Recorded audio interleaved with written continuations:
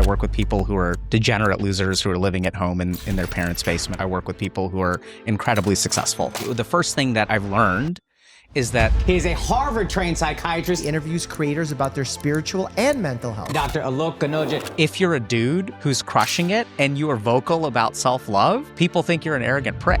No wonder there's a lack of connection, because you can't even be your authentic self, because then other people will judge you for it. We as men do this really interesting thing. When we feel a certain way, our mind sort of protects us from that feeling by making these justifications. I don't think I was ever fully taught to like how to express how I feel or deal with emotions. There's a huge bias in psychology and psychiatry against men. And the reason is because the words that we use to describe emotions are actually not what men feel. Men don't feel anxiety.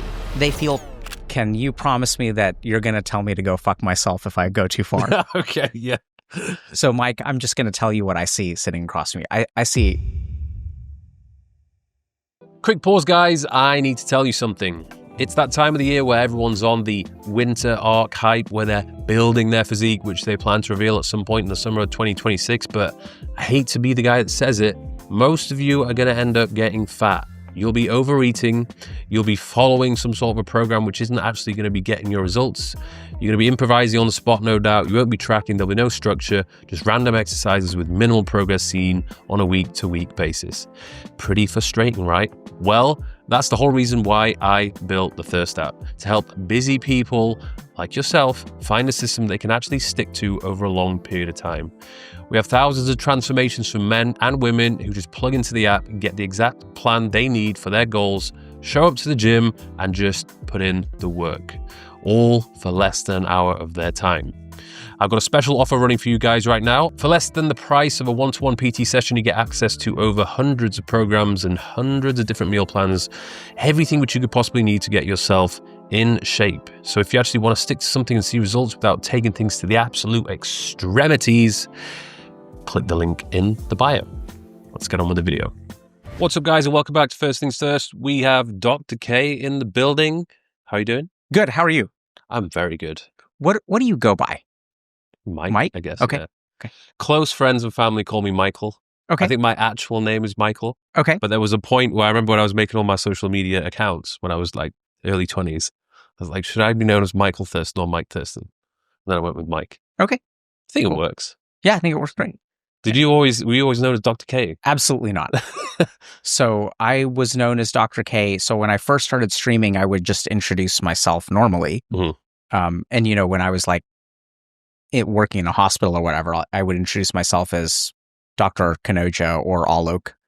And then I think Kanoja is just hard to pronounce. Mm. So once I showed up on the internet, people started calling me Dr. K. And I think it just kind of stuck. Yeah. Yeah. Did you predict that you would be doing this today? Absolutely not. Yeah. So this was not part of a plan really ever. Mm-hmm. So I think I sort of stumbled into it for sure. Mm-hmm. Yeah. I think people need to hear that, because so many people would probably have this plan for themselves or where they expect to be, but just the way that life is and the path that people take, you got to try and do a load of different things, figure out what you like to do and what you don't like to do, and then Absolutely. you just kind of get there. Yeah, I think one of the weirdest things that I noticed about my life is I tend to walk away from really good things, and I think that has served me really well. Mm-hmm. I spent some time studying to become a monk, left that, got married, then sort of went to medical school, became a psychiatrist, and then sort of walked away from like an academic career. Mm-hmm. And then I can't wait to walk away from this. Really? Oh, absolutely, man. Yeah. What? Because it's just the putting out content all the time is quite tiring. Yeah. So I think, something that I don't think people understand about content creation is that once you start, you really don't get to stop. It's a hamster wheel. Yeah. So I took my first real vacation after like 5 years as a content creator. And I think what a lot of people don't realize is that, so I'm here for work, Mm-hmm. but when I'm here from work, like I'm working this week, but I also have to film content the week before for this week. Mm-hmm. So it's been a wild ride. I think it's great. Don't get me wrong. Well, you think about the hundreds of thousands and millions of people that you've helped.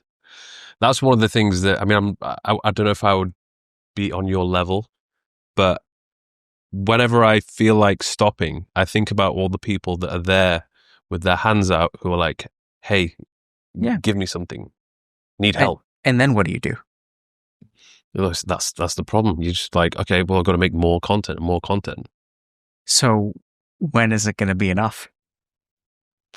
I think I've realized that I do like it, but like anything, like even going to the gym, dieting, training, when you take it too far, you get sick of it. So I've realized like an amount which I can do, which I enjoy doing. But when I try and do too much, and like, for example, I've got like a number of different channels where I need to put content out. There's the podcast, there's a coaching channel, main channel, then there's all the other platforms. Then it's like, this is like a little bit too much now. How do you know, and you can ask me more questions if you want to, but I'm just curious about this, if that's okay. How do you know when it's too much? Because I'm really not enjoying it anymore. So you use enjoyment as the barometer of what you do? Yeah. What do you mean by enjoyment? I don't know, I do something and I feel good doing it.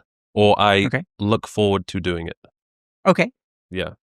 Now, there's certain things which I do where I don't necessarily look forward to doing it because I know it's going to be hard. But then whilst doing it and after doing it, I feel amazing, particularly after I've done it. So, when you do something hard or you weren't looking forward to, or it's a bit of I don't know, you might get a little bit nervous or whatever. Once you've done it, you feel great. Yeah. I like that feeling. Because when you don't do that and you're just on cruise control and life is too easy, then you don't have that feeling. What would you say is the feeling of having done something that you didn't want to do? How would you describe that? In what way? Like describe the actual feeling itself? Yeah. You feel accomplished. You feel like you can take on more. You feel like you're more resilient. It's yeah. So more resilient, like you can take on more. Yeah. Maybe a sense that you're more capable than you originally thought. Yeah. And maybe when you were doing it or thinking about doing it, you were afraid maybe that you weren't capable or that it would be too hard. Yeah. And now you've accomplished something, right? You survived, you did it. Makes a lot of sense. It builds confidence. You just know that you can do it again and it's going to be easier the second time around. And then you think about, okay, well, what is the next thing that I can do that can develop me further? Why do you want to develop further? I don't know, it's just human nature, isn't it? Is it? Well, not for everyone, but for high achievers, I think, ambitious people. Yeah. I don't know why. Like sometimes I don't know why I'm in the gym and I'm like doing a horrible set of squats and I'm like, why am I doing this? Like I look absolutely fine. Like why am I continuing to push to have bigger legs, to lift more weight? Like what's the point? Sometimes I don't know. It's just like there's just that feeling of progression, which just feels good. Yeah, that's kind of what do you? How does it feel to say that? That feels pretty good. Okay. Yeah. So I think a lot of people want progression, but one of the things that I kind of sometimes wonder about is like if progression is what feels good. Are you ever really content? And I'm not saying that as a challenge, but I think it's just something to. Yeah, because I see that a lot with people who they just do not stop. Yeah, they're never content. Right. And I think I have got to the point where I'm like, I look at my life. I look at the results which I've achieved in the gym, where I've got with my career, social media platforms, whatever. Even like the money I've made. Mm-hmm. Of course, there's always more that can be achieved. Yeah. But I am actually quite happy with where I'm at. Yeah. So how do you reconcile those two different things, right? So there's a part of you that feels like always progressing. And then there's a part of you that looks back at what you've accomplished and said, okay, like this is actually enough. Like this is good enough, right? I can be proud of what I've accomplished. And you mentioned 3 different dimensions that I think a lot of people struggle with, right? So just personal health and fitness, impact in the world, and then financial security. You know, all three of those things are important. So how do you understand those two things? And if this is like too personal, like you can ask me questions. Cool. Yeah. I like to open up on these. You know, it's quite interesting because I would think about it differently based on my environment. Okay. Where I am. For example, living here, you know, you are surrounded by a lot of wealthy, successful individuals. And you'll notice in comparison that actually you're kind of average here. Mm-hmm. So it makes you want to push a little bit harder. Whereas I could be back in my hometown, Leeds. And, you know, you could argue I'd be like one of the most or more successful people there. And you would be, I feel like I would not have that same hunger inside of me, which is one of the reasons why throughout my life I've constantly like relocated to where the action is and where there's opportunity and challenge. So help me understand this. Is this okay that we talk about this? Yeah. Okay. I can tell you're enjoying this. Oh yeah. I was tired. I'm a little jet lagged. Yeah. And I've had a long weekend. But sitting with you, Mike, is like fantastic. It's interesting because I normally I'm buoyant. I feel exhausted, but I'm absolutely loving this. Yeah. So that sort of scares me a little bit. But before I get into that, what I'm curious about is how have you've intentionally relocated? Yes. When you're relocating, what are you looking for? Opportunity. Well, for me, the relocation here was for a number of different reasons. Yeah. Like I've come from the UK. UK is quite a depressing place in terms of, I'm talking about the climate, right? So I noticed I'm in much better moods when I'm by the sea, the beach, the sun is out, and I can be in the sun outside. Sure. I don't know why it makes me feel better, but it's more motivating to keep myself in shape as well. Okay. Because I'm just constantly like with my kit out. I also came here because... What does that mean with your kit out? Like my physique. Okay. Not everything, but like, you know. In sunny climates, your body is more visible. Yeah. Okay. So I'm always like looking at my body. It's always out. I also liked the selection of gyms here. Okay. I liked the diversity in the culture. And I also liked there was like this entrepreneurial spirit here. Okay. Where there's a load of go-getters and you're living in a city which is progressing and going somewhere. And after coming here a couple of times, I felt like I feel like I should be here. Okay. I can totally resonate. I have so many more questions. So I'm fascinated by this idea of your kit always being out. Yeah. So you say you I think you literally said you look at yourself everywhere. Oh yeah. Well, this is the thing, because when I was in the UK, I was always covered up. Okay. So I was always wearing like layers of coats and everything, and the only time I would see myself is if I was going to shower or go to bed or get changed. So you like to see yourself? Yes, because it motivates me. How does it motivate you? Because I'm always looking at myself like it's like an unfinished painting or sculpture, where I'm always looking at these like little imperfections that can be improved. And I think once you get yourself to a point where it takes years of work, but then you get to a point where you're happy with yourself, you're like, it's pretty good to look at yourself. Are you happy? You sound happy with yourself. I'm happy, yeah. Yeah. But you look at yourself and... It's like again, content with the way that I look, but always seeing that there's room for improvement, but not being unhappy with me not looking the absolute best in the world, for example. Yeah, absolutely. So I think it's what I'm really enjoying about this, Mike, is that there's people make a lot of assumptions about, if you look like you and you look in the mirror and you see imperfections, maybe this is body dysmorphia or something like that. Yeah. But I don't get the sense that you beat yourself up in your head. No. But a lot of people do in the industry. Yeah. For sure. There's some very fit, muscular guys, same with women, who look great, and they hate themselves when they look in the mirror. They just don't think they... Why do you think you don't? What's different about you? That's a good question. I don't know. Mentally, I think I'm probably more healthy than now. Have you always been that way, or do you think that changed for you? Were you not happy with the way that you looked at some point? No, I think mostly I've been happy, but then anything that I have not been happy with, I have changed. Okay.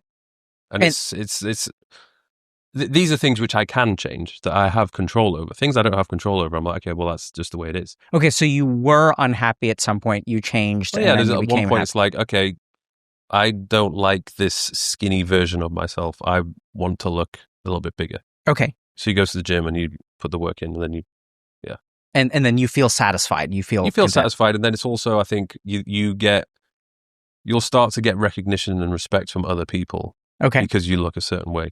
For example, this is more so for, I think men tend to give you like a lot of respect. They're like, okay, like he looks good. Like how did you do that? It would be nice if the women would show the same level of respect, but most of the time they don't care. really? Yeah, like I think women like an athletic physique, but they don't care if you're like absolutely jacked. Would I be right? Huh? Would I be right? I think so. Yeah. Yeah. Yeah. I think there's a ton of research that Because supports that. there's even some women who prefer the physique of a dad bod. Yeah. Can we hold on for a second? Yeah. I need to get a pen Okay. and a piece of paper. Yeah. Is that okay? Yeah. This is great. And if you want to ask me questions, Mhm. I can. This is fantastic.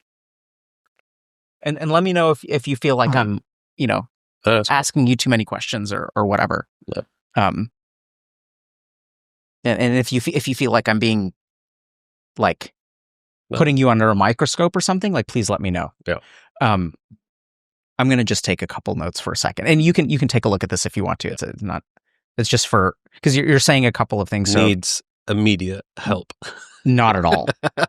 No, I don't think so. I it's not clear to me that you need help at all. Mhm. Right? Because I think you're doing great. Yeah. I'm not perfect though. Yeah. I mean, who is, right? Yeah. Can you be perfect? I don't think so. I think perfection is in the eye of the beholder. So if it's in the eye of the beholder, doesn't that mean if... For one person, you could be perfect. Yeah. So what about in your eye? Yeah. It's interesting because I was at this conversation with someone the other day when it came to like dating and finding your partner. You might be out there looking for the perfect person, like the absolute perfect person, but then that person might not actually exist. And maybe the person who is actually best suited for you might already be in your life or had already been in your life, but because you were looking for that perfect person, you let them get away. I think that happens a lot. Yeah. I think the perfect person for you does exist. Mm. You just have to have the perception to see them. Mm. And the really interesting thing about perfection is in the eye of the beholder, right? So that means that if you look in the mirror one day, the capacity to see perfection actually lies within you. Okay. You following me or? Yeah, but elaborate a little bit. Right. So you're saying, okay, perfection is in the eye of the beholder, right? Mhm. So when you look in the mirror, you're content. Yeah. But you see imperfections.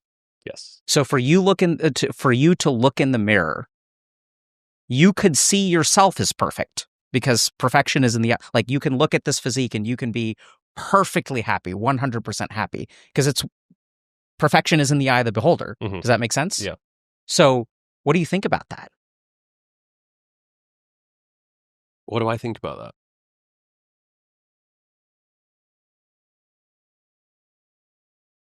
I would need to find somebody that also has that same point of view when they look at themselves in the mirror.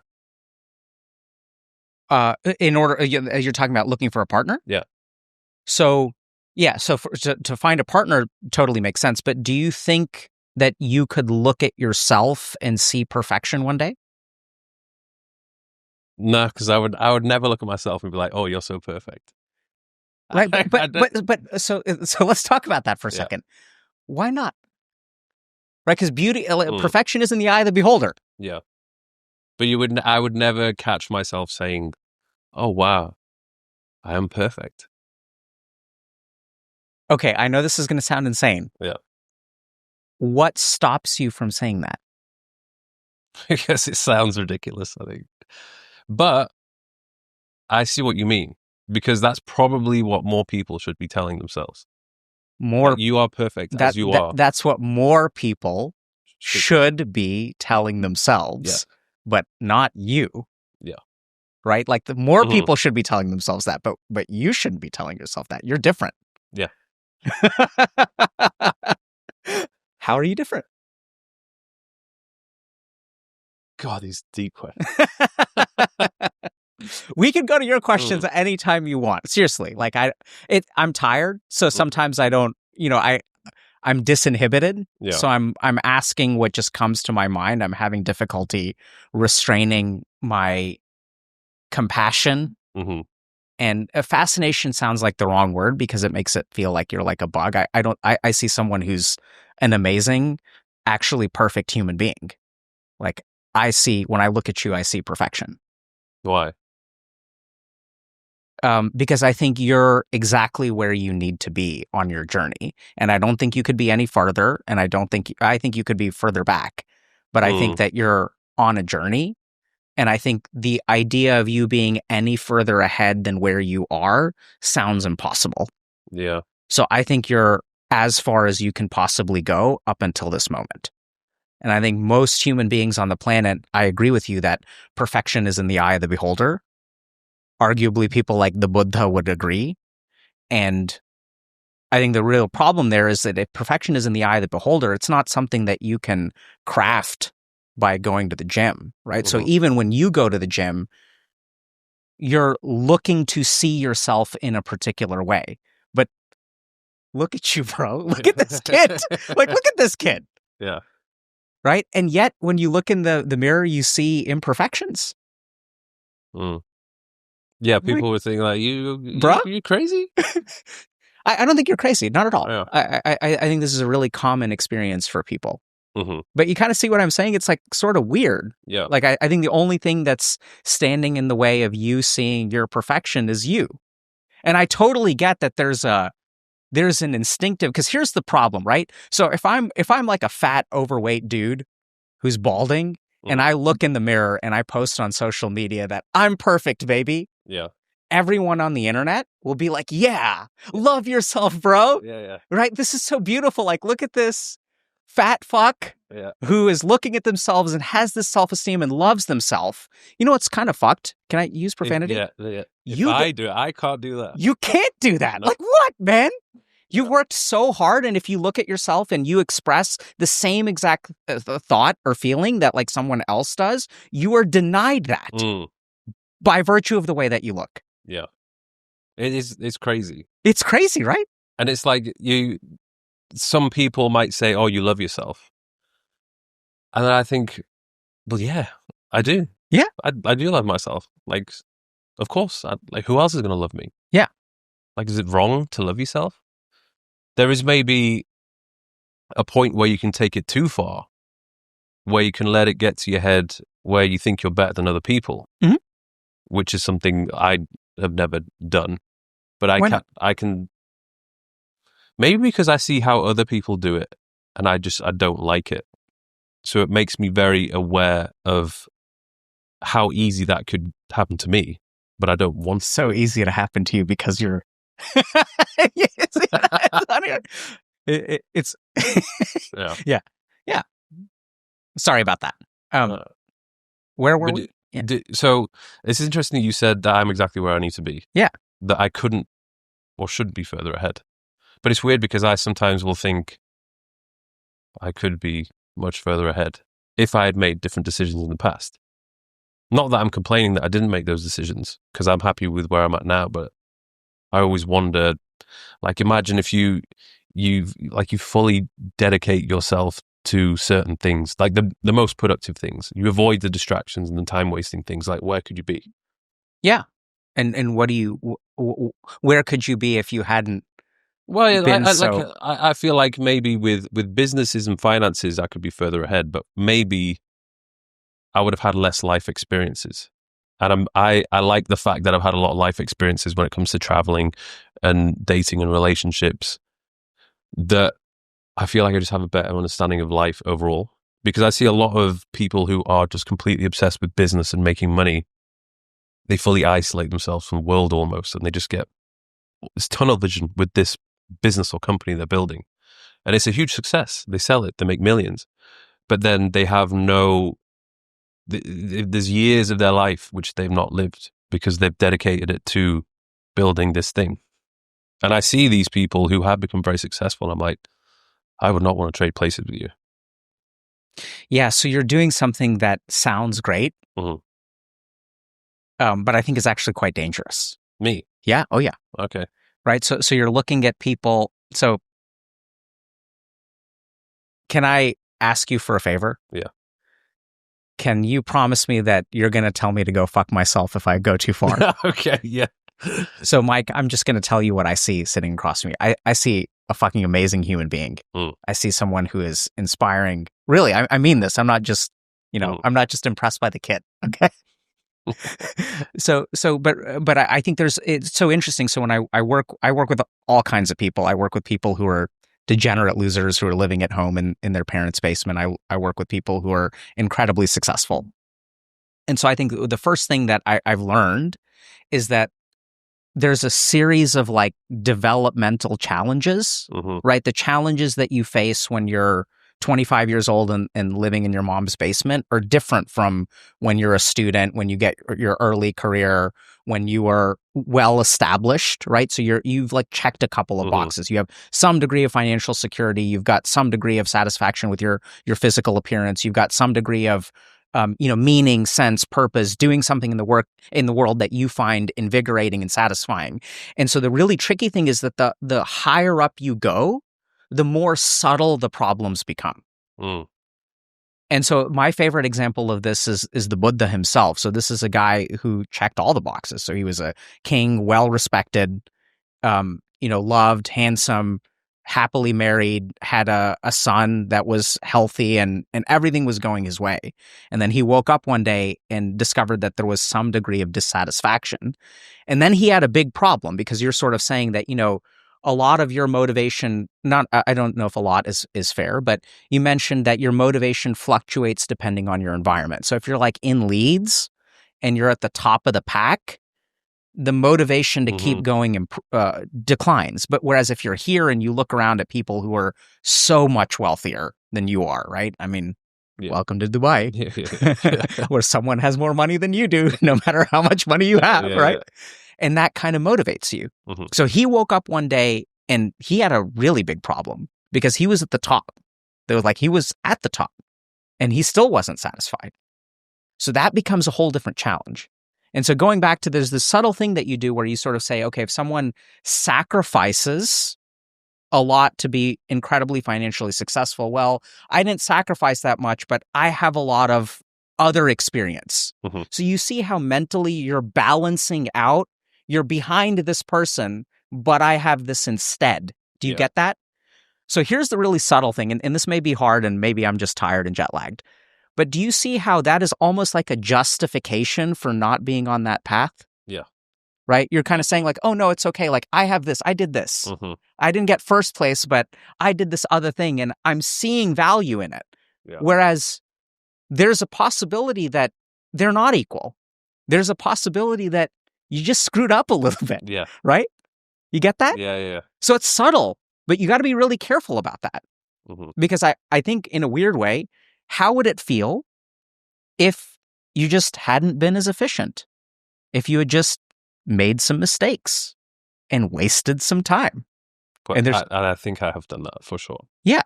What makes it hard? Everyone has, right? What makes it hard to see it that way? Nobody likes to look back in their life and just see themselves just making silly mistakes or spending their time doing something which they didn't need to spend their time doing, or doing a particular task in a way that was inefficient, which could have been done in like a fraction of the time. Completely agree. And let's go further. No one likes to see that. The question is, why not? What makes it hard to look back at your life and see that you've made mistakes? Because on the one hand, if I were to ask you, Mike, does everyone make mistakes? Yeah. Does everyone waste time? Yeah. Right? Are you perfect? No. So you should have made mistakes. That's part of your journey and your path, right? So you see what I'm saying? There's kind of a disconnect between those statements. what makes it hard for you to look back and see? You're right. Everyone else is the same way. We hate to look back and see how inefficient we could have been, or we were, right? Yeah. So what makes it hard for you to see those inefficiencies and see that wasted time? Well, I wouldn't say it's hard. Like, I don't look back and I'm like, oh my God, no, why? Yeah. But it's interesting to think if I had gone back to a particular point in time with the knowledge and the experience and the mindset that I have now, and then see, okay, I go back, put my current brain in my 21-year-old body, and then see what could have happened, where I could have gone. Yeah, right. So I don't think about it too much. It's not like I'm losing sleep over it. I don't think you. I think, and I apologize if But you know what it is, though? I think it's because there's so many people who I associate with now that are doing very well that are like a decade younger than me. So there's a lot of these kids who are not kids anymore, they're adults, but because of the way technology has advanced and social media, because I was growing up in a time where there wasn't really that much social media, people have become millionaires and gained this success in a very short period of time because they've had the tools to enable themselves to do it. Tools which I didn't necessarily have when I was their age. So it was mad to think like, well, what would my life have been like if I was born 10 years later?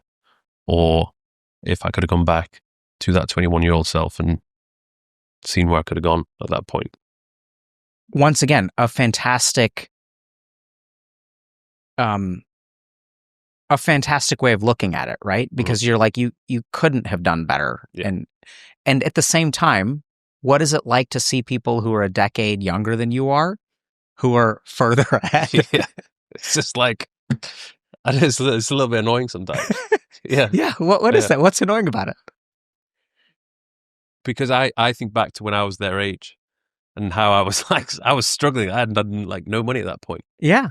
And then I think like, what would I have done or could I have done at that age just having like that much money? Yeah. So you think about your potential if things had been different. Yeah. So I'm noticing a couple of things. One is that, so this is going to get tricky. Okay.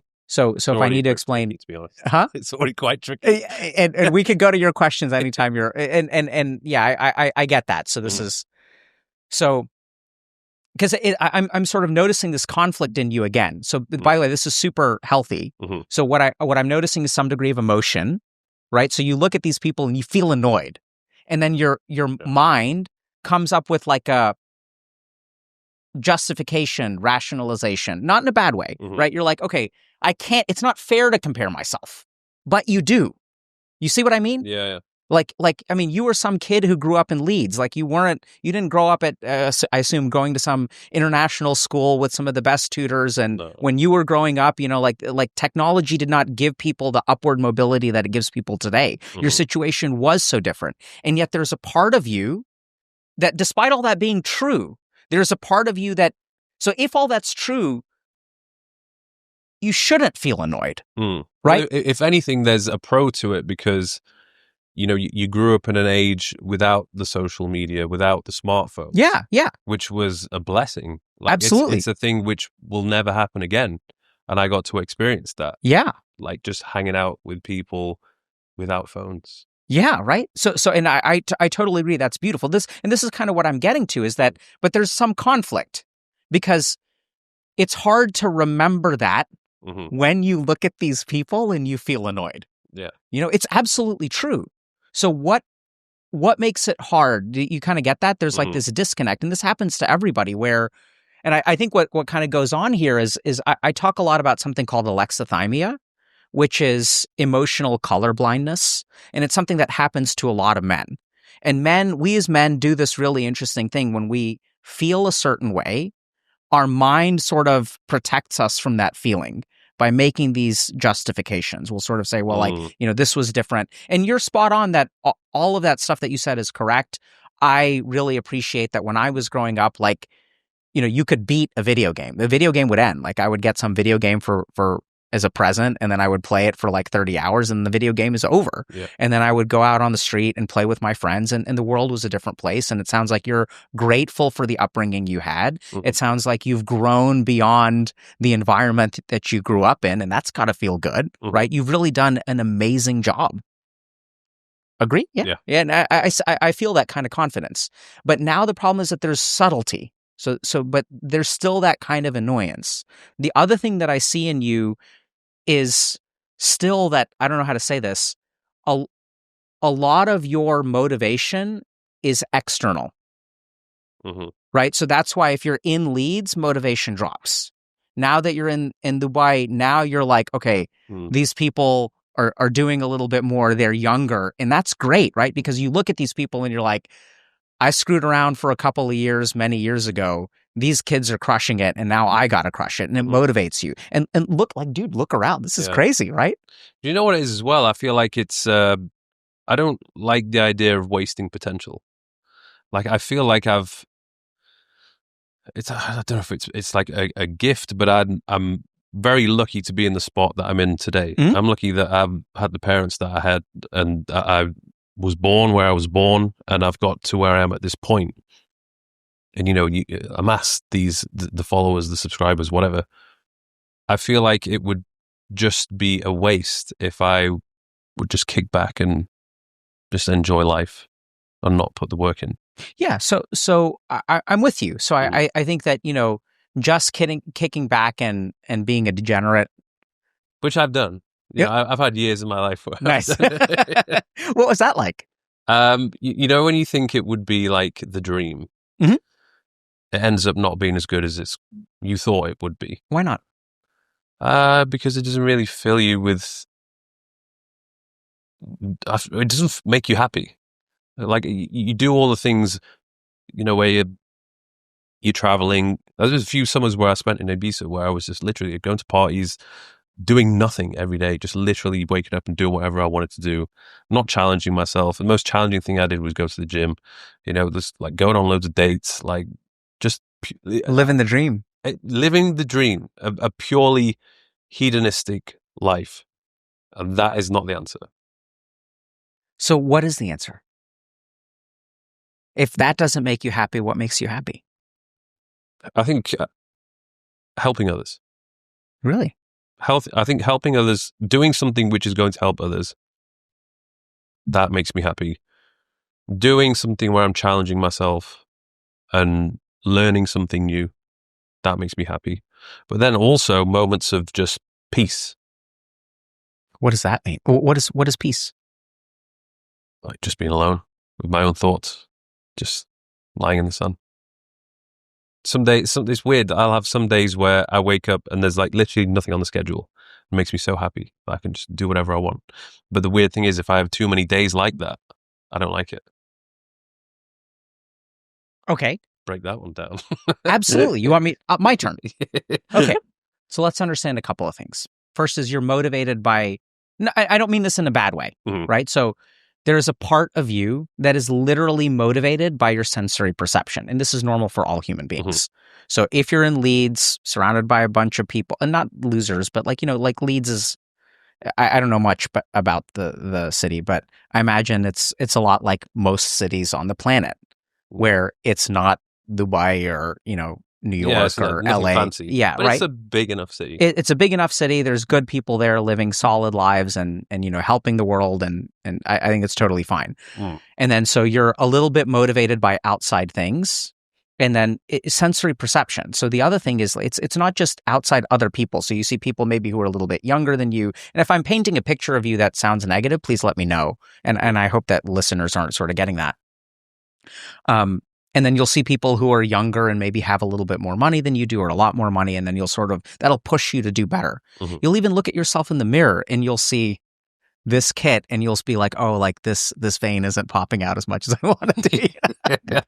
Like, or where are the something. Obliques at? Yeah. It needs to be there. You know, 6-pack isn't good enough. I'm sure you got an 8-pack just looking at you, bro. So, and literally like seeing yourself in the mirror is a source of motivation. Now, if we think about motivation, so motivation is tricky because motivation is a desire to move away from where you are towards something else, right? So motivation can't exist without dissatisfaction.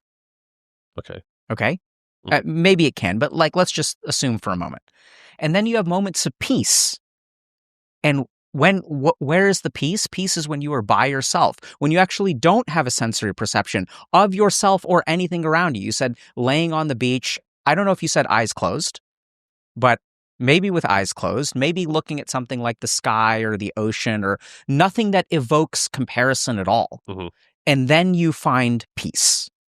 So now this is really tricky because on the one hand, you're motivating yourself, you're progressing as you progress, as you challenge yourself, as you discover that you could do it. You didn't think that you could do it, but you can do it, right? That feels really good. But on the other hand, there are moments of absolute quiet where there's none of that going on and you're peaceful. And then we get to the next part, which is that if you have too many of those days, then this voice shows up in the back of your head. You're not living up to your potential. Yeah. What are you feeling as I say this? Sounds about right. What are you feeling? Feel like it's okay to have those thoughts. All right. So I see tears in your eyes. Mm. Does that? No, I'm not crying now. Okay. Am I not? I'm getting a lot of emotion from you. Not that it's bad or anything. Mm-hmm. And let me know if, but like what's it like to have those thoughts? And you say it's okay to have those thoughts, but what's it like to feel like, oh my God, I'm wasting my, this is not enough, enough chilling, right?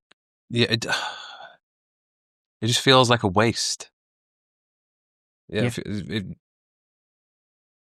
I feel like it just feels like a waste. I should be doing more. You should be doing more. Mm. So let me ask you something. When was the first time you felt that way? That I should be doing more? Yeah. Poof. Probably, okay. So when I used to work in a few jobs that I had before I was a personal trainer, there was one where I was a manager at Hollister, as an assistant manager. So I remember always being on the shop floor thinking, surely there must be more to life than this. I can do more. A few of the jobs where I was working as a club promoter, where I was just dealing with drunk people all the time, just thinking like, I can't be surrounding myself with these people. There has to be more to life than this. Mm-hmm. So there was always something inside of me that made me feel like I can achieve great things if I want to, but I have to go get it. It's not going to just come.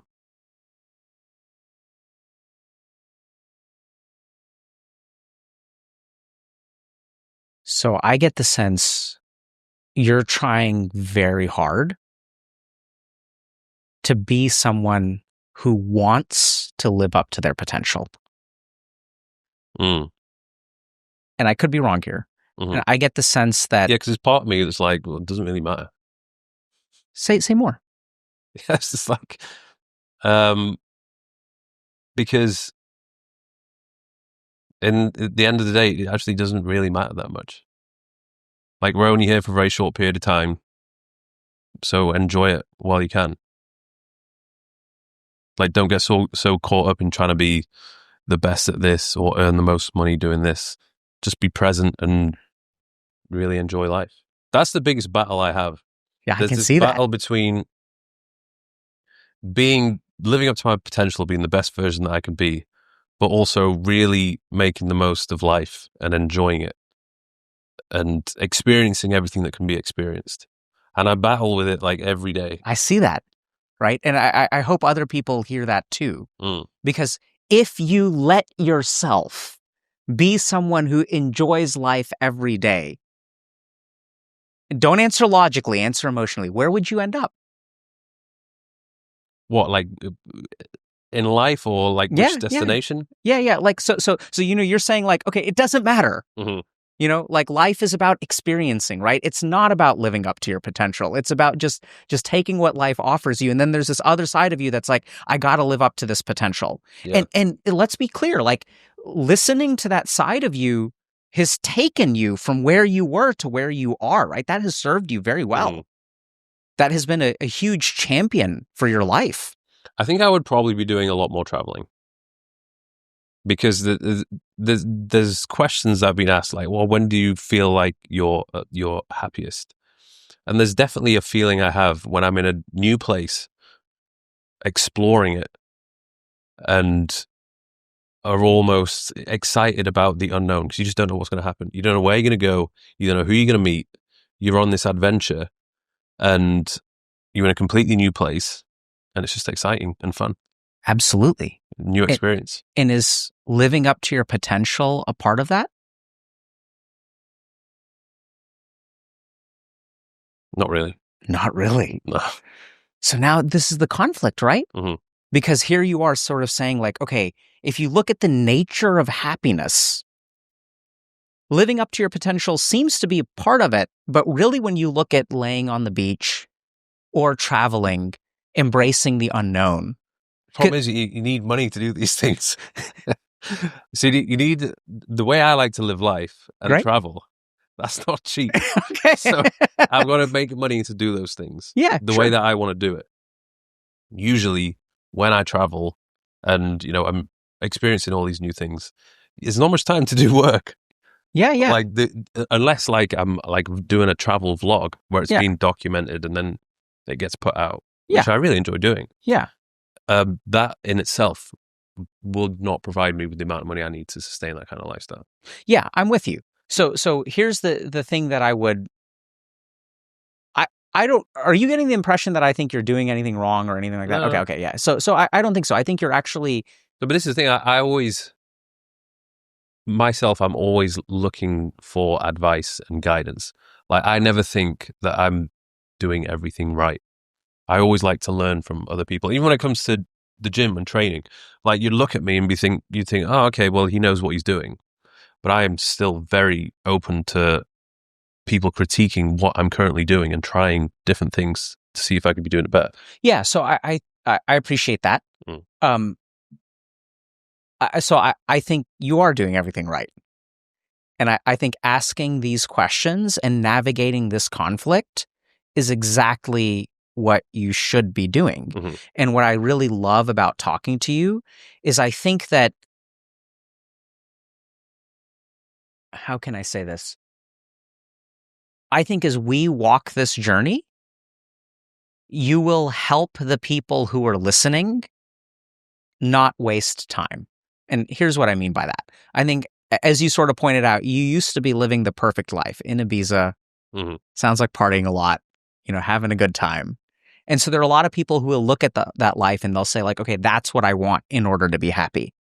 And so you tried that for a while. It really didn't work. And now you're doing this life. And it sounds like you're quite content, Mm-hmm. right? If I had to guess, I'd say that you're like somewhere around an 8 to 9 out of 10 happy with your life. Like not perfect, but yeah. And so now here's the really interesting thing. I think if we listen to you as you navigate this conflict, we will actually understand almost from a scientific perspective what the nature of happiness really is. Because you kind of say, like, you kind of grin and then you say, but traveling the way that I like to travel requires money and I got to grind for it, which is beautiful, man. Like, go for it, Mm-hmm. I enjoy grinding too, and I enjoy making money. Like, I think it's good to have a certain lifestyle and stuff like that. But I think that here's the question I've got for you. If you traveled with less money, do you think you would be less happy? Probably not. It depends where I'd be traveling. Okay. Yeah. Because you go to very expensive places. Mhm. It starts to get a little bit annoying because you're like, okay, like these things I want to do, the meals I want to have, the places I want to stay at, it's out of my price range. But then I would probably just go and travel to the places that are cheaper. Yeah. So and equally as good. so- So the happiness would be the same. I think if we talk to you, we're going to discover what the nature of happiness is. This is super cool because what you're saying is that there are two mechanisms that are different. One is unknown. Mhm. Whereas if you go to a place, right, so this is unknown, uncertainty. We're just going to kind of live in the moment. We're not trying to live up to anything. There's no target. We're exploring. We're sort of in the present. I'm here and I'm just looking at all of what's in front of me and I'm just kind of responding to it. Does that kind of make sense? Yeah. Whereas the other way you like to travel does have a target. I want to go to this restaurant and I want to do this and I want to do this. And there's potential. There's potential for joy. You understand? Yeah.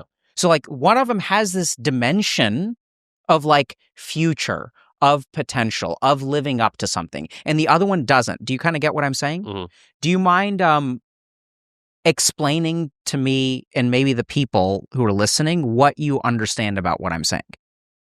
Well, one thing I wanted to add before that is when it comes to doing the fancy things that do actually cost money, from my experience, I've noticed that it's the company that actually makes the most difference.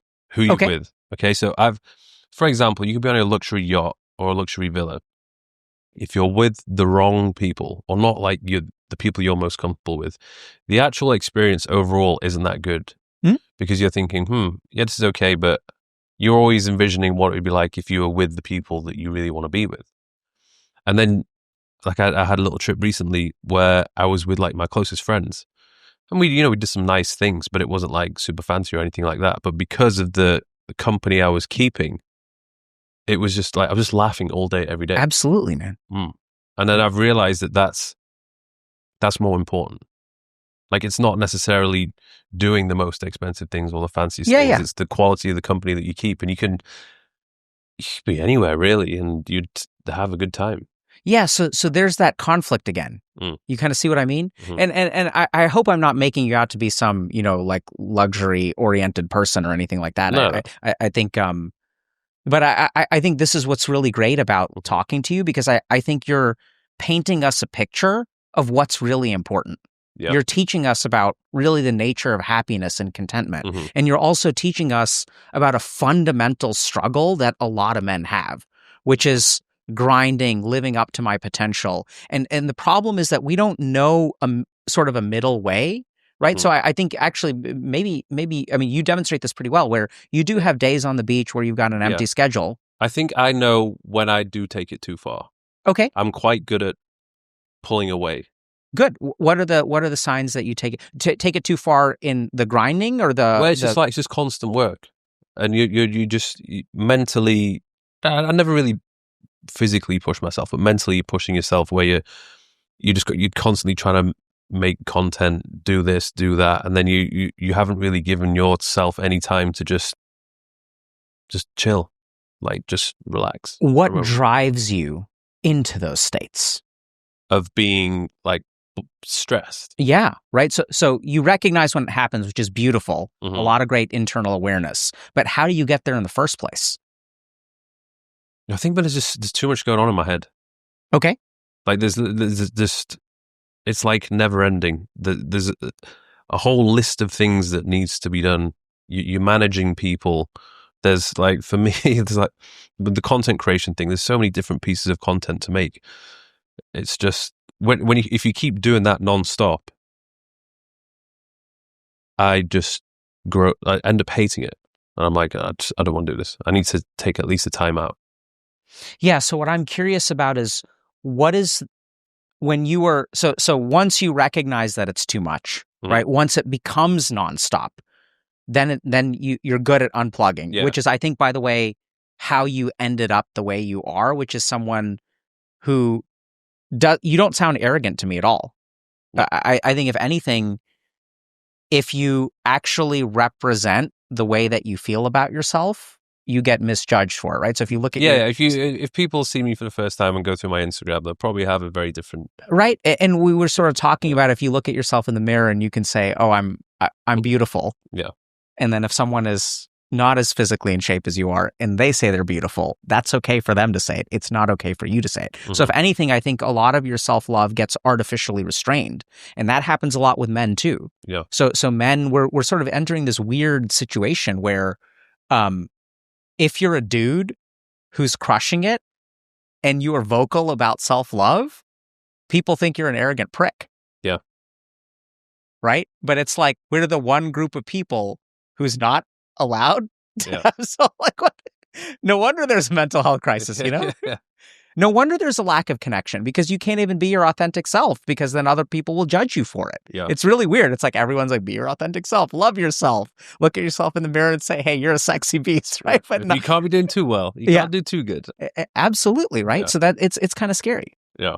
Just a quick one, guys. We have an offer running on the Thirst app right now. And for those who don't know, this is an app which I built to give you everything that you could possibly need in order to get yourself in shape. So this is everything which I've learned over the past 18 years of training.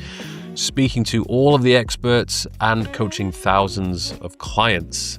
Since the launch of the app, we've helped over 100,000 people to get one step closer to achieving their goals. So those people no longer were wasting time in the gym trying to figure out what exercises they should be doing, how many reps, how many sets, when they should rest, what meal plan they should be following that's going to be best suited for them.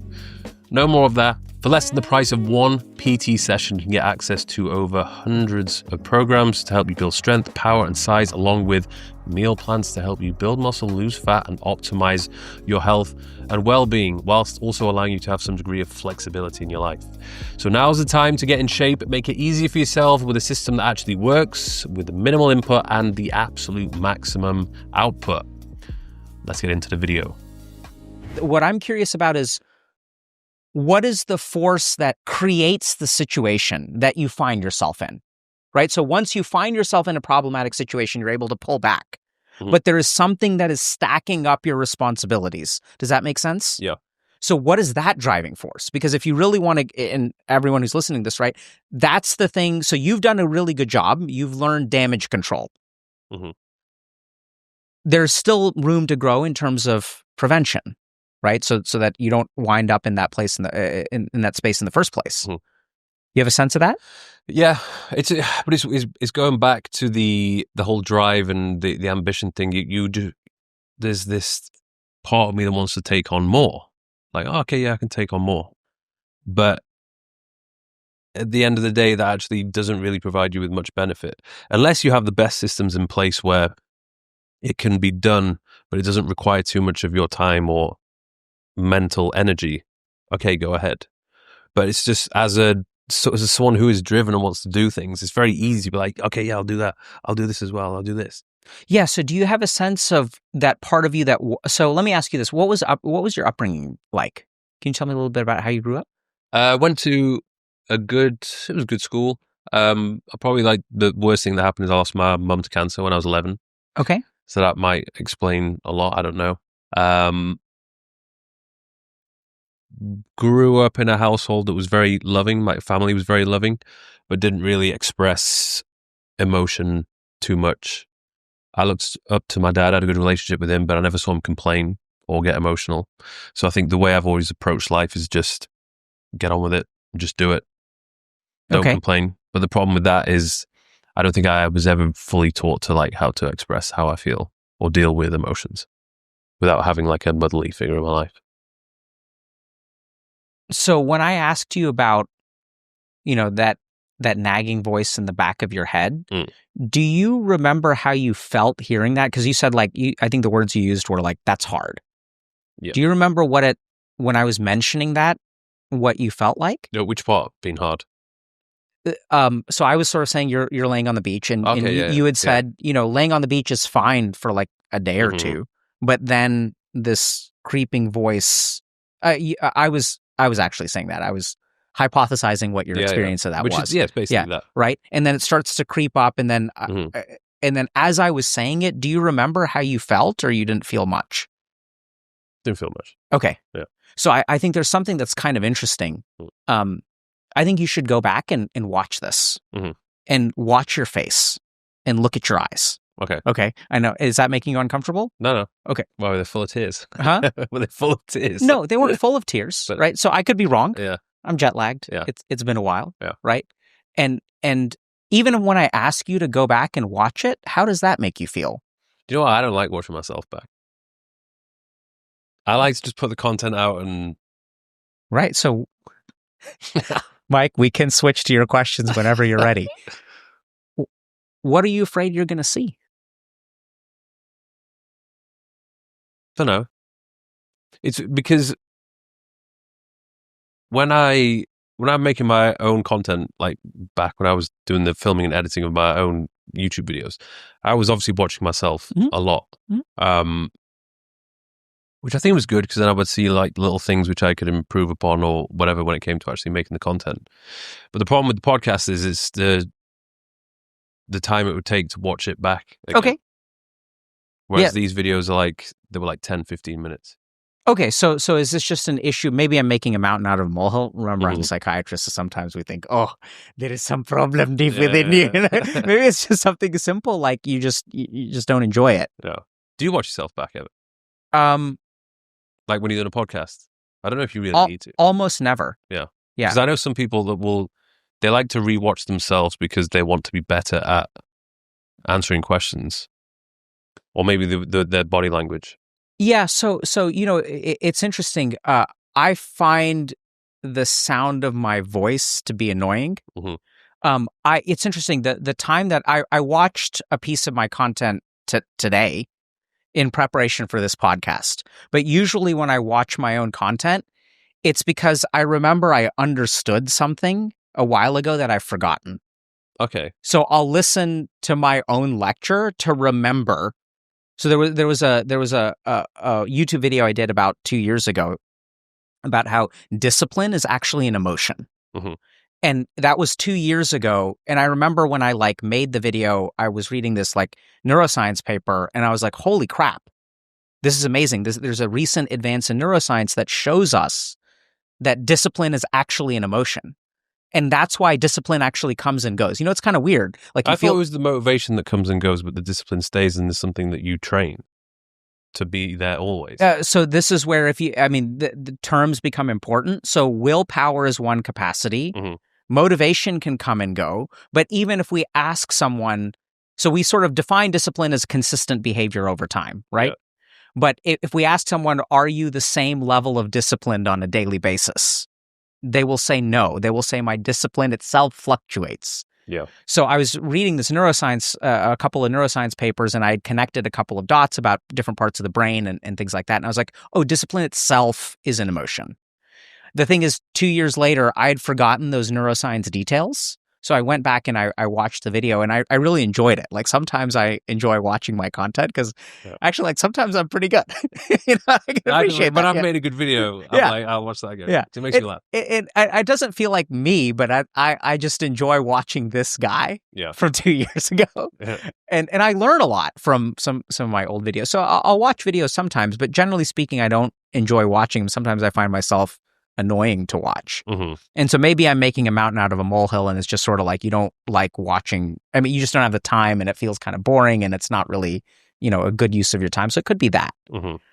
But the way that you said it felt emotional to me. Okay. I know that's hard to deal with, right? Yeah. So I don't know how you respond to that. What do you say in response to that? I don't know. I didn't feel emotion, which is fair enough. So this is what I mean. A lot of us, and you mentioned, your dad didn't show a lot of emotion, and I don't know if this makes sense. Do you notice when you're moving away from emotion? I think so. I think the hardest thing for me is trying to express an emotion. I don't know how to express it. Okay. When people are what, how are you feeling? I'm like, oh, I'm feeling okay. Feel good. Yeah. So then they're like, oh, well, how are you really feeling? And it's just I can't put it into words. Yeah. Is that an inability of me being able to articulate my emotions? Yeah. So is that something that some people just don't have? They're just not good at? It's something that most men don't have. Is that a problem? Yes. So let's track back for a second, okay? So remember, we're gonna go. It's not gonna work the same. Moment's gone. But when you go back to sitting on the beach and that voice creeps up, right? So, and it's gonna be wild. So I think when you spend too much time on the beach, you feel guilty. Yes. Right? But that word is not accessible to you. But the moment I say it, you're like, yeah. It's guilt. Yeah. And it sounds so obvious. And I imagine that even when I say that and you say yes, then you feel a little bit stupid. Because you're like, oh, I should have been able to figure that out. And the emotion that's there is shame. Oh, I should be able to do this. So the word should, anytime I should do this, I should do this, I should have been better, I should have started earlier, that's shame. That's guilt. Depends, maybe some amount, right? You kind of get me? Yeah. And the reason that you don't know these words, and you have access to the information. Does that sort of make sense? Because if I said that's guilt, you're like, yes, right away. Mhm.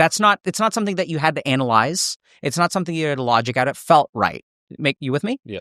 But the reason that it's hard for us, the difference between me and you, by the way, is what? What do you think is different between me and you? Why am I able to do this and you aren't? The whole analyzing, And knowing what the emotion is. because you studied it. Absolutely. Very good. Right? That's the big difference. But even when I ask you that question, did something come up for you? No. Okay. I'm going to just ask one last thing. Mhm. Okay. So here's what I think could have happened. And you let me know if this is correct. And I don't know. Right. So one is that you felt like there was a fundamental difference. You felt like I'm maybe more capable than you in a fundamental way. And then your mind said, no, that's not right. The difference is that he's been formally trained and I haven't. Did that happen? Yeah. Interesting, right? Oh. There was an emotion, some feeling of inferiority. Mhm. And then your mind was like, no, hold on a second. That's not correct. But you see what I mean? Like, Yeah. but that emotion is still there. It doesn't mean that it's right. And the answer that you gave is the right one. I mean, I was like emotionally fucking dense, bro. And I had to go to school for years and years and years. The other thing that happened to me, the other thing that's different about me is I had children.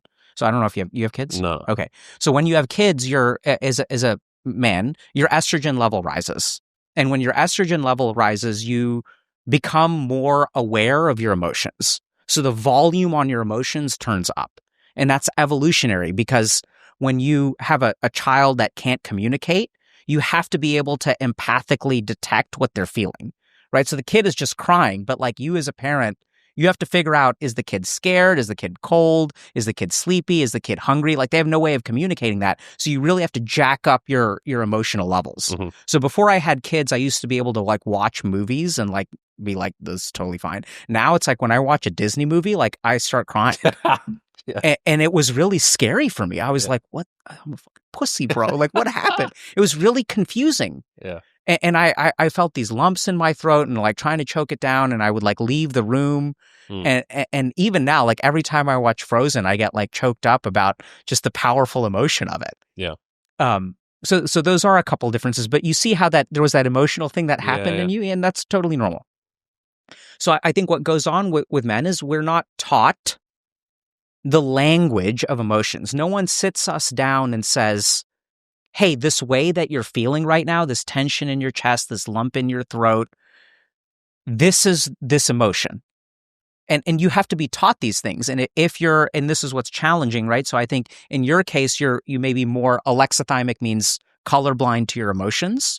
Okay. So there's a phrase called normative male alexithymia. Normative means it's normal, happens to most men. Male is men, right? So normative male is like happens to most men. And alexithymia is they don't know what they feel. Now, the interesting thing is since you lost your mom, and I know psychiatrists are like, oh, that's why. But I think that oftentimes we learn more emotional language from our mothers. Mm-hmm. So if you were 11 years old when you lost your mom and you didn't have that kind of influence, and even now I detect a touch of emotion in you. Do you feel Mm-hmm. it? Yeah. Mm-hmm. And then you feel like you're pushing it down? Mm-hmm. Yeah. So do you know what How are you're you so feeling? good at reading that? Practice. Is it Yeah. like facial expressions or like beyond that? I think facial expressions is a big part of it, but then I also did a lot of meditation around something called the third eye. Mm-hmm. So third eye meditation. So I think emotional micro expressions gets you pretty far. I think that the weird like esoteric meditation helps me do that fucking mind reading shit that I do sometimes. It's weird. It's so weird. I know. It's so weird. It's pretty good at I it's know, like- it's crazy. It's scary. Yeah, it is. Yeah. It feels right, and that's where like I'm glad you said scary, right? Because the other thing that I'm detecting from you is you're trying really hard to stay open to me, Mm-hmm. but there's also a lot of fear, Mm-hmm. and that's why I keep on asking you for permission. Is it okay? We can go to this anytime you want. Keep on saying that because I can see that you're scared. Yeah. But if you say I let's think switch, It's because like I very rarely would have conversations like yeah, it's so fucking just- weird, bro. It's like it's just very foreign. Yeah, very, very, very weird. Like it forces me to think a lot. Yeah. Wow. right? We're having you look at things that you've Mm. turned away from. Mhm. And let's be honest, the reason that you've turned away from it is because when you look at it and you let the dog out of the cage, it rises up within you, starts to take control of here. You start to have really bad thoughts, and then you start to fail living up to your potential. And then you're going to be just like everybody else in leads, and you don't want that. You don't want to be that guy. You want to be the guy who lives up to this potential. You want to be the guy who has friends and finds love. And I don't think you're just like a party and Ibiza guy, right? So I think I was not anymore. Yeah. Right. And so that's part of that conflict, by the way. You're still running away from the loser version of yourself, and you're never going to go there again. Like, you're terrified of that. And every time you stay on the beach too long, you're afraid that you will become the loser that you vowed you're never going to be. You're going to make the most of life. You're going to live up to your potential. You're going to travel the world, and you're going to form good friendships. You're not going to be a shallow dude who has an empty life in Ibiza. You may be on a yacht, but it's going to be with the right people. Yeah. Right? Yeah, you're good.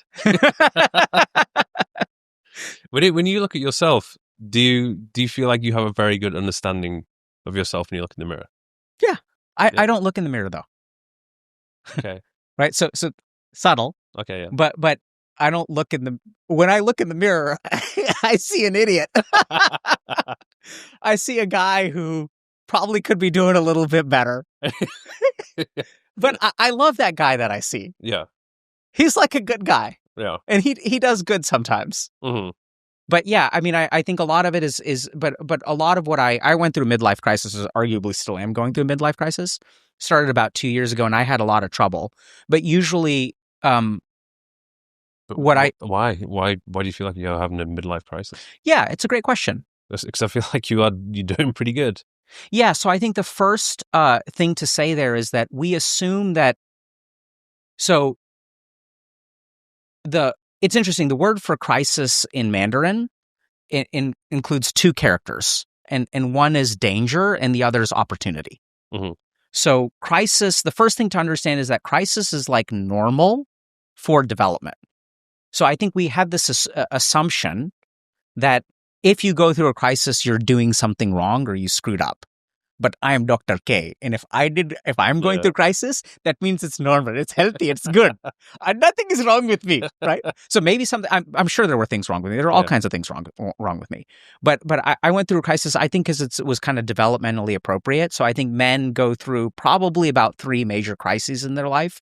The first is like a quarter life crisis, which happens maybe around 20s, and the quarter life crisis happens because we make a lot of commitments when we're like teenagers to a life that we don't actually know if we're going to like, right? So maybe you were like, oh yeah, I want to party in Ibiza because that's the life. And then you were in Ibiza in your 20s, 30s? This was, when I spent a significant amount of time there, it was 30, 31. Okay. Yeah. So you midlife probably crisis. No, I think that's probably early stages. There's another one coming. Don't worry. How old are you now? You know, 35. Okay. Yeah. There's another one coming. give it like 5-8 years. Yeah. So yeah. So like I think it happens around 25 or so, and it's just because we think that we want this kind of life, and then we sort of commit to this kind of life, and then we sort of wake up one day and we're like, I'm doing everything that I wanted, but I'm not happy.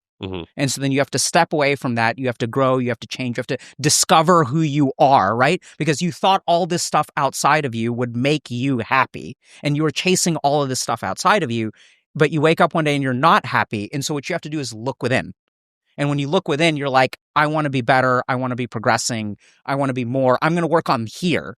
And by the way, everything that we see, this kit is, I think, really tied to your internal work.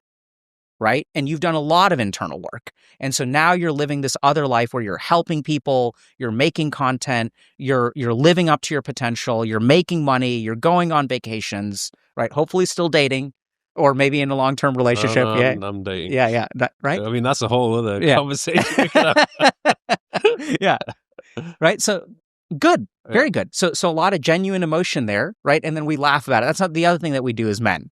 So when you say that's a whole other I know, bro, like, you know, yeah. but like deep down, we're like, oh yeah, maybe there's some concern and pain. That's the way that you signal to me that, hey, this is not something that I've figured out and I'm a little bit worried about it, right? And now when I say that back to you, you feel it? Like, so by the way, that feeling that you have, that's the feeling of being seen. So you know what's scary about me is I see you. Yeah, I know. Usually I'm very good at like, I like to feel as though I'm quite good at keeping a poker face. Yeah, you are. You're very good at Because if I was, like a lot of times if I'm on dates or even with past partners, they would like, you never show any emotion. I can't read you. Yeah. And I was like, well, get used to it. But I think that helped me a little bit because it added to that element of, well, you can say about that.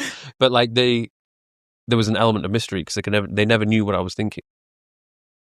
Yeah. So how do you think that works out? Okay, we're talking about relationships now. Yeah. So how do you think how does that affect your relationships? Good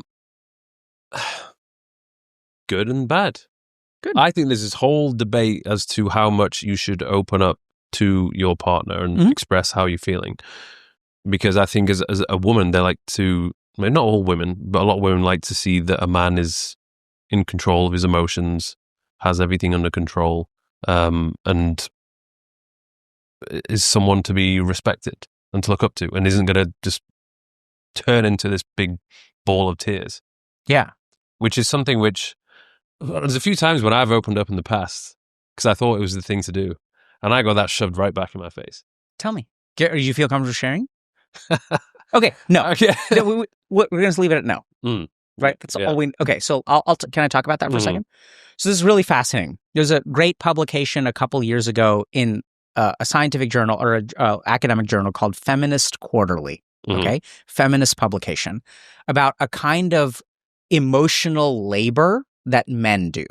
So in the discussion of men and women in today's world, there's a lot of discussion about how women do a lot of emotional labor that they don't get compensated for, right? So what's emotional labor? What does that mean? So it's like doing work that is emotional in nature. So a lot of women who date men who are alexithymic, and we weren't taught these skills. So my wife does this for me, by the way, where like sometimes I get like really angry and pissy and I become like a little bitch. And then she just sort of handles that. She's very emotionally supportive. And sometimes I need that too. So like, you know, a lot of times, so if you look at men, first of all, 70% of divorces are initiated by women. There's something called Takotsubo cardiomyopathy. So Takotsubo is the dude who discovered it. Cardio means heart, and myopathy means damage of the muscle cells. So in the period after a divorce or a serious breakup after a long-term marriage, there is inflammation of the heart muscle that increases the risk of a heart attack by about 70% for men. Doesn't happen for women. So the way that men and women treat relationships is actually quite different. So for men, when a man gets divorced, and this isn't just me like manosphere red pill. I mean, there's a ton of I mean, you can look at pathology textbook and find Takotsubo cardiomyopathy. So you're saying a male heartbreak is lethal, more lethal. Yeah. Okay. And the reason for that is if you look at qualitative research, what you find is that when a man gets divorced, when a woman gets divorced, she loses a relationship. When a man gets divorced, they lose their life.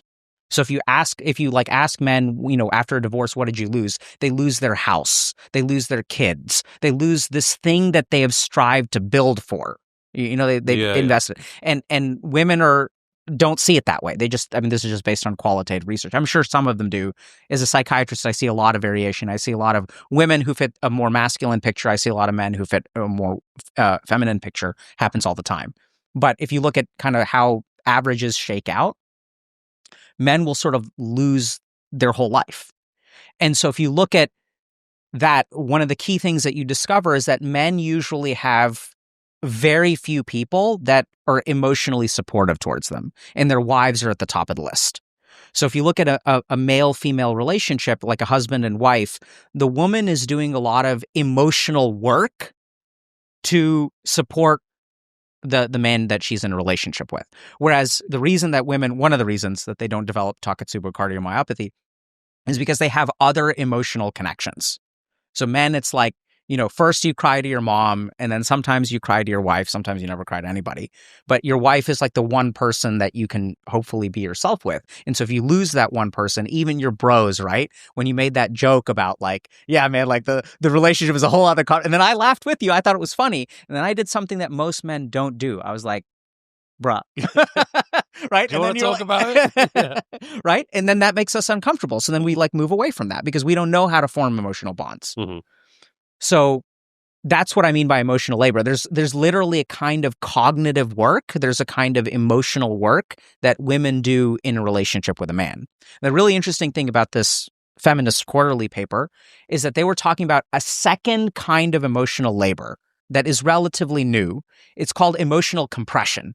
So the one thing that we're good at is taking emotions and squeezing them down. Yes. Okay. So here's the really interesting thing. Women are not good at that. Mm-hmm. So when a man demonstrates too much emotion, women have difficulty taking it, holding it, squeezing it, containing it. Like, does that kind of make sense? Yeah. We're good at like holding emotion. So what's really interesting is that if you look at like crisis situations, oftentimes what'll happen, I mean, this happened to me recently where a family member of mine who's an incredibly capable doctor, incredibly capable person, is a woman. There was a crisis in our household during a holiday, and she came to me and she was like, this is happening. Can you do something? And so there's just we're good at this as men. Like, if the shit is going down, you turn to men and you're like, hey, go fix that. And it doesn't matter like what is going on. People can be angry. They can be sad. They're like, oh, this person is going to commit suicide. Like you fix it, right? We're the fixers. So there's a certain kind of labor called emotional compression. And the interesting thing about men is when we express emotions at a level that someone else cannot hold, it drives them away. And then what happens is men end up with this idea that I can't express my emotions because women will see this and they'll see someone who's weak and pathetic and it's too much for them to handle because it is. The interesting thing there, does that make sense? Yeah. I guess the art is knowing how much do you share. Yeah, beautiful. 100% correct. It's not just how much do you share, it is the capacity to be able to share a percentage instead of on or off. Yeah. And since we don't work with our emotions a lot, oftentimes what happens with dudes is like we've got two modes. We've got ha ha ha, and we've got the other one, right? And there are very few times that we do this. But if you think about like, a friend of yours who's like going through a breakup or going through a divorce and they're like bawling, right? Like then we're okay with that. Like we have two modes, like absolute stuff or like joking about it and not really talking about it. So there's two kinds of skills in a relationship that you have to learn. Both sides need to learn. One is you need to learn how to show some emotion. So you are not in control of your emotions, by the way, because control means you can turn it on and you can turn it off, right? You can just do one thing to the emotional dial. So that's where doing a little bit, and we've been doing a lot. I don't know if you can kind of feel it, but your emotions are coming out a little bit more. Yeah. And they're starting to come out, and that's good, right? So I've sort of assessed what's okay and what's not okay, right? Yeah. And so we're not going to go too far, and that's enough. Mm-hmm. I'm teaching more now, you notice? Yeah. Questions have stopped. Yeah. It's more enjoyable now. Yeah, right.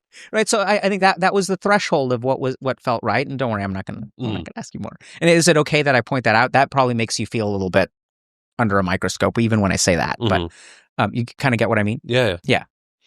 But so I think as men, we have to learn, first of all, what we're feeling. We have to learn the language of our emotions. And you're a quick study. Most men are quick studies because we feel them all the time, right? Every time you feel like you're not living up to your potential, that's guilt. So you're very familiar with it, right? And so all I have to do is give it language. And that just has to do with the way that your brain works. Now that you know that word, like literally your linguistic cortex and your emotional centers of the brain are now connected, you'll be able to use it more easily. Another really cool thing is the moment that we put words to something, we gain some degree of mastery over it, right? The reason that you can't articulate your emotion, the number one reason that you can't articulate something is because you're not aware of it. Does that kind of make sense? Yeah. Right? So, and that's where you've Not done what? Not aware of the emotion. Yeah. Right? So what you do is you push it down, and it's not just you. I'm saying it you. Like, Yeah. I do this too. Remember, we got off on this track Yeah. because why the fuck did you have a midlife crisis? Yeah. Right? Yeah. I haven't forgotten. Right? So I'm a work in progress too. So emotions, first thing is we got to articulate them. We have to be aware of what we're feeling. We have to give them language. Then we'll get some degree of mastery over it. Then we can start to let it out some, right? So even if you're talking to your female partner and sort of you're saying, hey, I'm feeling guilty. If you even do that, that is something that they can handle. Because if you say, I'm feeling guilty versus you express guilt in a very emotional way, that's what gets them to run. Okay. You get what I mean? So we need to be able to give some degree of emotional signaling. And we got on this track because you were sort of mentioning that your face is very neutral. And that's where I said we weren't going to do this. So I'm not going to go into detail about this, but I'll give you just a little bit because I think it's relevant to other people, right? So somewhere along the way, you really don't like to be seen. And when I see you, it's terrifying. And you're not the only one. That's why you're neutral. You're neutral to be safe. It's not that men are, I mean, you said that, men have to. Why do I not want to be seen? What's that about? Now we're going there. Yeah. I'm Okay. curious. So I'm going to do it. Well, let's do it the easy way. And you can ask more questions if you want. So here's the reason that people don't like to be seen. Okay. When I look at you, you want to do this the easy way or the hard way? What does the hard way involve? The hard way involves feelings and me asking you questions, and the easy way is an intellectual explanation that everyone else will understand. They're going to understand it both ways. Yeah. We'll do easy way on camera. Okay, good. Yeah. Good. So, dude, I want to give you huge props. Yeah. Seriously. Because you understand how much courage it takes to choose the easy way? You get that? Because you're a man. Men pick the hard way. Like, let's go hardcore, bro. And you're like, no, I want the easy way. Like, that takes balls. Mad respect, okay? So here's what happens. So when I look at you, I see someone who's put together. Like, look at this kit, bruh. Like, look at this view. Yeah. Right? Look at those teeth. This is a guy who's got his shit together. And here's the problem. And I know that you're content in a lot of ways, but the problem is something tricky happened, which is that there was kind of a loser version of you, and then you became a successful version of you, but that loser is like in the background. And the reason we can't be vulnerable is because we're afraid that if you're dating a woman and you stop working out, is she going to love you? If you don't make as much money, is she going to love you? If you don't have a place like this, is she going to love you? So we're afraid because we don't know if we're going to be accepted. So we don't want to show that. Instead, we want to show the thing that people will accept. We want to show the thing that will not get us rejected. We don't want unconditional love. We all want unconditional love, but we've been taught, and this is the really scary thing where it's like everyone blames men for this. No, you're this way and I'm this way because this is what the world showed us. The world showed us that if you're a man, you only have value if you do these things, right? There isn't unconditional love. And this, I'm not your psychiatrist, but when you lose your mother at the age of 11, a lot of unconditional love, that feeling of unconditional love goes with it, right? And then if your dad's not I know your dad loves you a lot, and I can see that, right? That's why when you look at yourself, you hopefully don't have body dysmorphia and all these kinds of problems. So the love is there, but there's still an element there that is missing, and that's okay. Maybe it's your mom, maybe it's not. It happens to a lot of people. Does that answer your question, right? Yeah. So we don't want them to see because we know, there's a loser hanging out back there, right? When you spend one too many day on the beach, that's what that living up to your potential, that voice that beats you up, you know what I mean? Yeah. That voice that beats you up is protecting you from never becoming the loser again. We love that voice. We need that guy who's like, fuck you, get your ass into gear, son. We need him. We're terrified that person will ever be quiet, because if that person is going to be quiet, then we're going to give in to our degenerate tendencies and we're going to become a loser, and then no one will ever love us again. You see what I mean? Mm-hmm. That's why you're neutral. But it's good to have that voice, but then you don't want that voice to completely take over. Yeah, so when the voice completely takes over, that's when we get into depression. That's when we get into suicidality. Does that make the voice of beating you up? Yeah. Is that what we're talking about? Yeah. Yeah. Well, I don't know if I would say suicidality, but like just not for you. Yeah. But I'm saying like when I have patients who are suicidal, that voice is always talking to them. Okay. Right? Yeah. What about the patients that you have that are like very successful entrepreneurs making loads of money, but they're like you. Okay. Right. So but here's the problem is as long as that voice is active, you will have a barrier because you won't be able to be yourself. Mm-hmm. Right. So then eventually what I try to get people to is to accept. I know this is kind of weird. I don't know how we're doing on time, but this is a great place to end. You can ask questions, but that you are perfect. Mm-hmm. Actually, this is good enough, that you're a work in progress and you don't need to be perfect right now. You're going to work on it to be able to forgive yourself and say, you know what? Sometimes I like to be a lazy fucker. It doesn't mean that my life is going to fall apart. Mm-hmm. Right? That you can be lazy on today. You deserve a break. You're not, you know what? Today, I ain't going to live up to my potential. I can live up to my potential tomorrow. And as long as you build in enough of these habits, and by the way, you are never going to go back to that person. That's the other really scary thing. Until you start playing with not living up to your potential, unless you let yourself do that, right? Then what you're going to discover if you try to ever become a degenerate again, if you ever try to go to Ibiza, you don't need that voice to get you to stop because you do love the work. Mm-hmm. You do love, like it excites you, right? So there's all of these other positive feelings. You actually don't need that voice anymore. That's what's so sad about it. You can actually love yourself. You can accept that you are perfect just the way that you are because there are all these positive things that move you forward. You don't have to beat yourself up to keep moving forward. And that's your conflict because you know that. Yeah. But you haven't integrated this other part because you shoved it way down and then you came up here. But these two, they're both part of you. It's all part of you, you know, and it's all great. It's perfect and it's flawed. And perfection is in the eye of the beholder. What would you recommend I do then? To deal or at least have a better understanding of the emotions? Processing them and articulating them, just understanding them.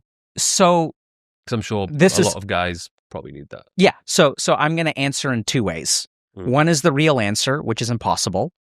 And the second one is the answer that we're going to give you. So the first thing is I want you to notice that when I say this is a gap that you have, you're like, I want to fix it. Mm-hmm. You see that? How about trying to accept, hey, you don't need to do anything. This is part of your journey. Right? You see the reflexiveness of I need to be better. How do I fix it? How do I solve that? How do I solve? I want to stop being here and I want to start being there. I want to live up to my emotional potential. Mm-hmm. So even if I give you an answer, do you kind of see how we're like playing into it already?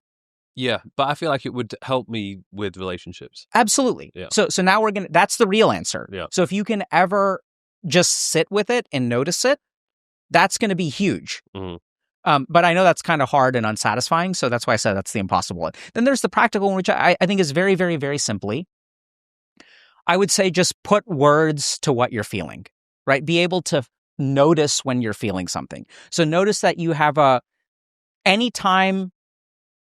Okay. Like, if you wake up and you feel sad, for example, you would say, okay, understand why you're feeling this and what that might mean.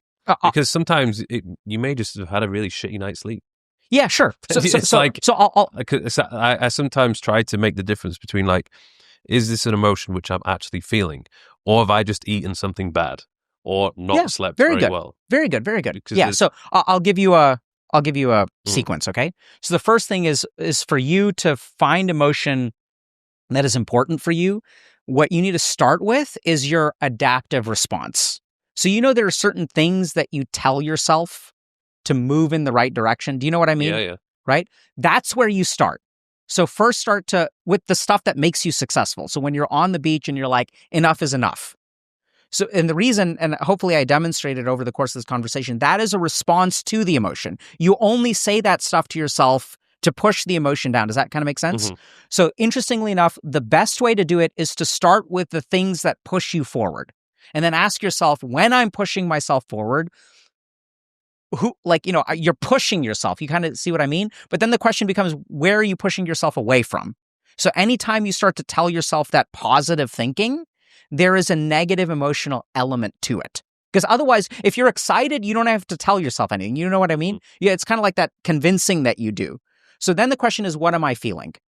And this is where I think another really interesting thing is that there's a huge bias in psychology and psychiatry against men. And the reason is because the words that we use to describe emotions are actually not what men feel. Men don't feel anxiety. They feel pressure. Yeah. Right? So men don't feel like depressed. They feel like they need to be better. But you see the need to be better. We say, I need to be better. Not I can be better. That's like positive. But I need to be better. That means that you feel some degree of shame. There's something wrong with me that needs to be fixed. Mm-hmm. So I think men feel emotions in sort of a different way. I think pressure is really, really, really common, oftentimes tied to anxiety. A lot of times depression manifests as anger, right? So this sort of like locker room mentality of like, because if you let yourself be sad, you're going to be, you're just going to sit around all day. Like, I can't do that. So what do? You're like, fuck that. Let's go, son. Yeah, let's go, son. So that anger, that sort of takes that negative emotion and moves it out. So I'd look for that. Look for a couple of these things. Look for the things that you tell yourself. And what I would say is that most men have like this, I don't know, I was going to say wolf. Like they have this like sad creature, this like diseased creature in the back of their mind that we sort of try to run away from. And that's when we really develop these adaptive mechanisms. So anytime you're adapting, look back and just ask yourself, what am I feeling right now? What feels inadequate? Right? So what's wrong with me? And just acknowledge it. Mm-hmm. Then I think the other thing to do is when you do feel an emotion, ask yourself two questions. What is this emotion telling me?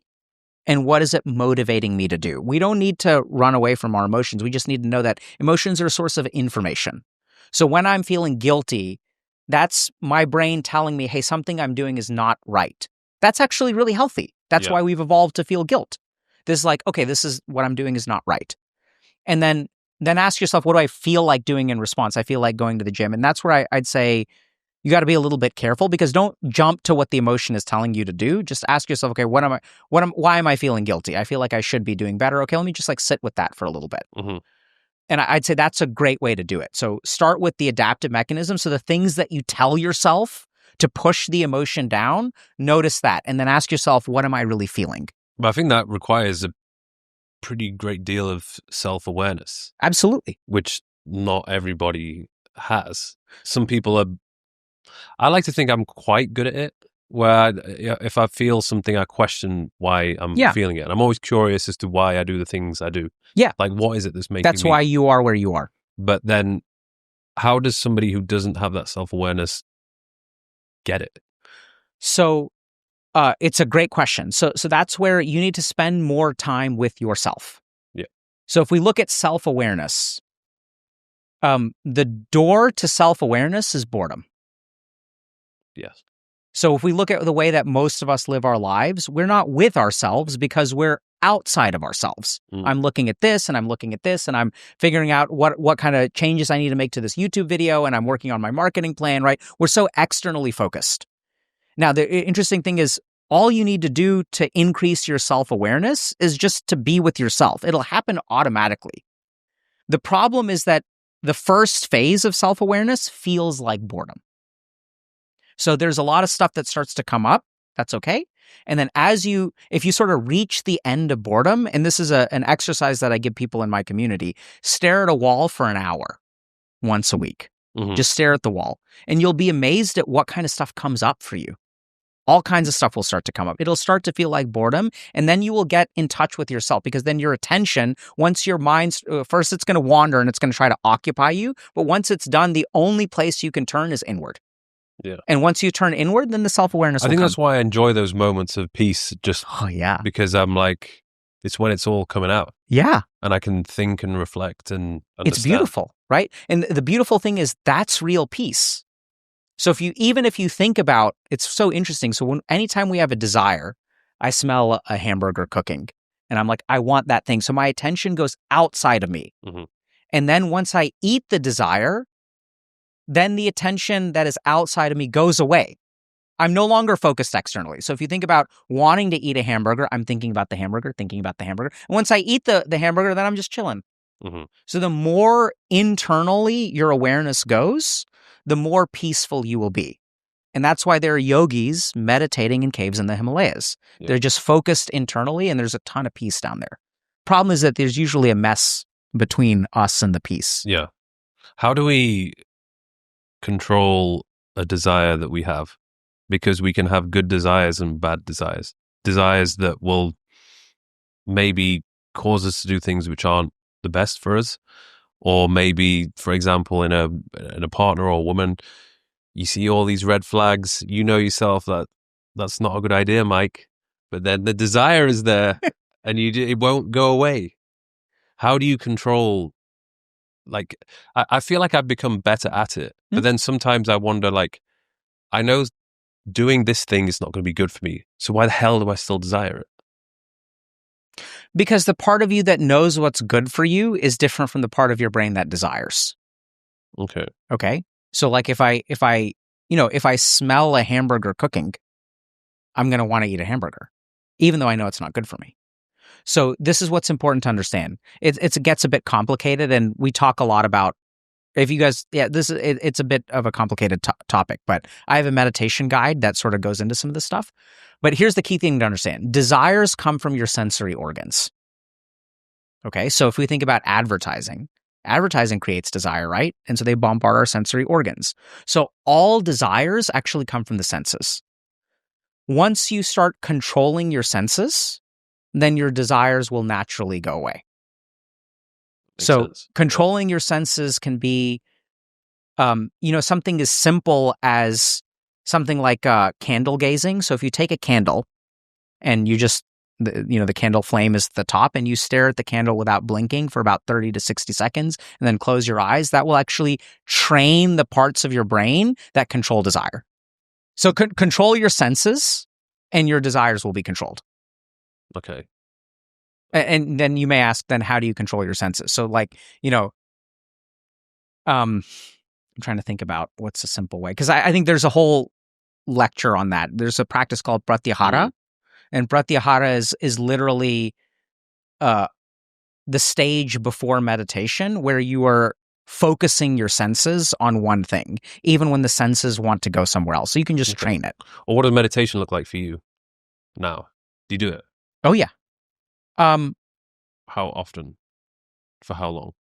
I do different kinds of practices at different frequencies. Mm-hmm. So I do probably a formal meditative practice for about 20 to 30 minutes, 3 to 6 times a week. And then I do several very short meditations throughout the day. So, I meditate maybe once or twice every hour while I'm awake. I do a certain kind of mantra meditation that I do very, very often throughout the day that I've been doing every day for 20 years. And then I'll do a formal. You can just literally do it anywhere. Yeah. Okay. Yeah. So with people around you. Oh yeah. Would you have this like glazed look over your face? And like, have I had a glazed? No. I'm saying when you are meditating, the people around you are like, oh, he's just meditating again. Yeah. So I actually haven't done it over this podcast, but usually I'll do it. So, really? Sometimes like you'll notice that I'll go quiet. Like, I don't know if you guys notice, but sometimes I'll like pause for a second. So sometimes that'll be sort of like a meditative practice. I call it kind of tapping in. So I try to tap into a certain experience, which I can. That's cool. Here's what I would say. So if you want, okay, close your eyes. Okay. What do you feel? Tell me. Right now? Yeah. I feel seen. Okay. So I meant more vulnerable. Practically. Like, tell me what your sensations are. Keep your eyes closed. Oh. That's me getting all emotional. Yeah. Really? No, I'm kidding. It's like, damn, that happened fast, right? Okay, so what you want me to... What do you feel? What are your sensations?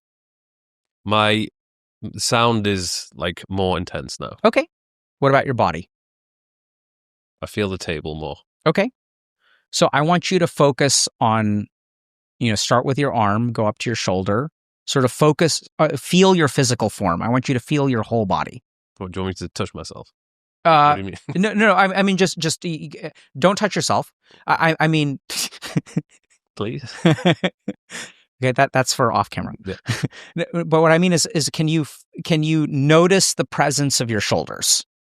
Yes. Right. So can you feel your neck, your spine, back, your head? Right. Mhm. So we have this sense called proprioception, which is different from light touch. So light touch is when we touch something, with our fingers, but you can feel where your body is in space. Yeah. Do you feel that? I have improved proprioception when I take my shoes off and do a squat. Okay. Yeah. So now what I want you to do, is there any part of you where you feel that is actually part of your body or inside a part of your body where there is an absence of sensation?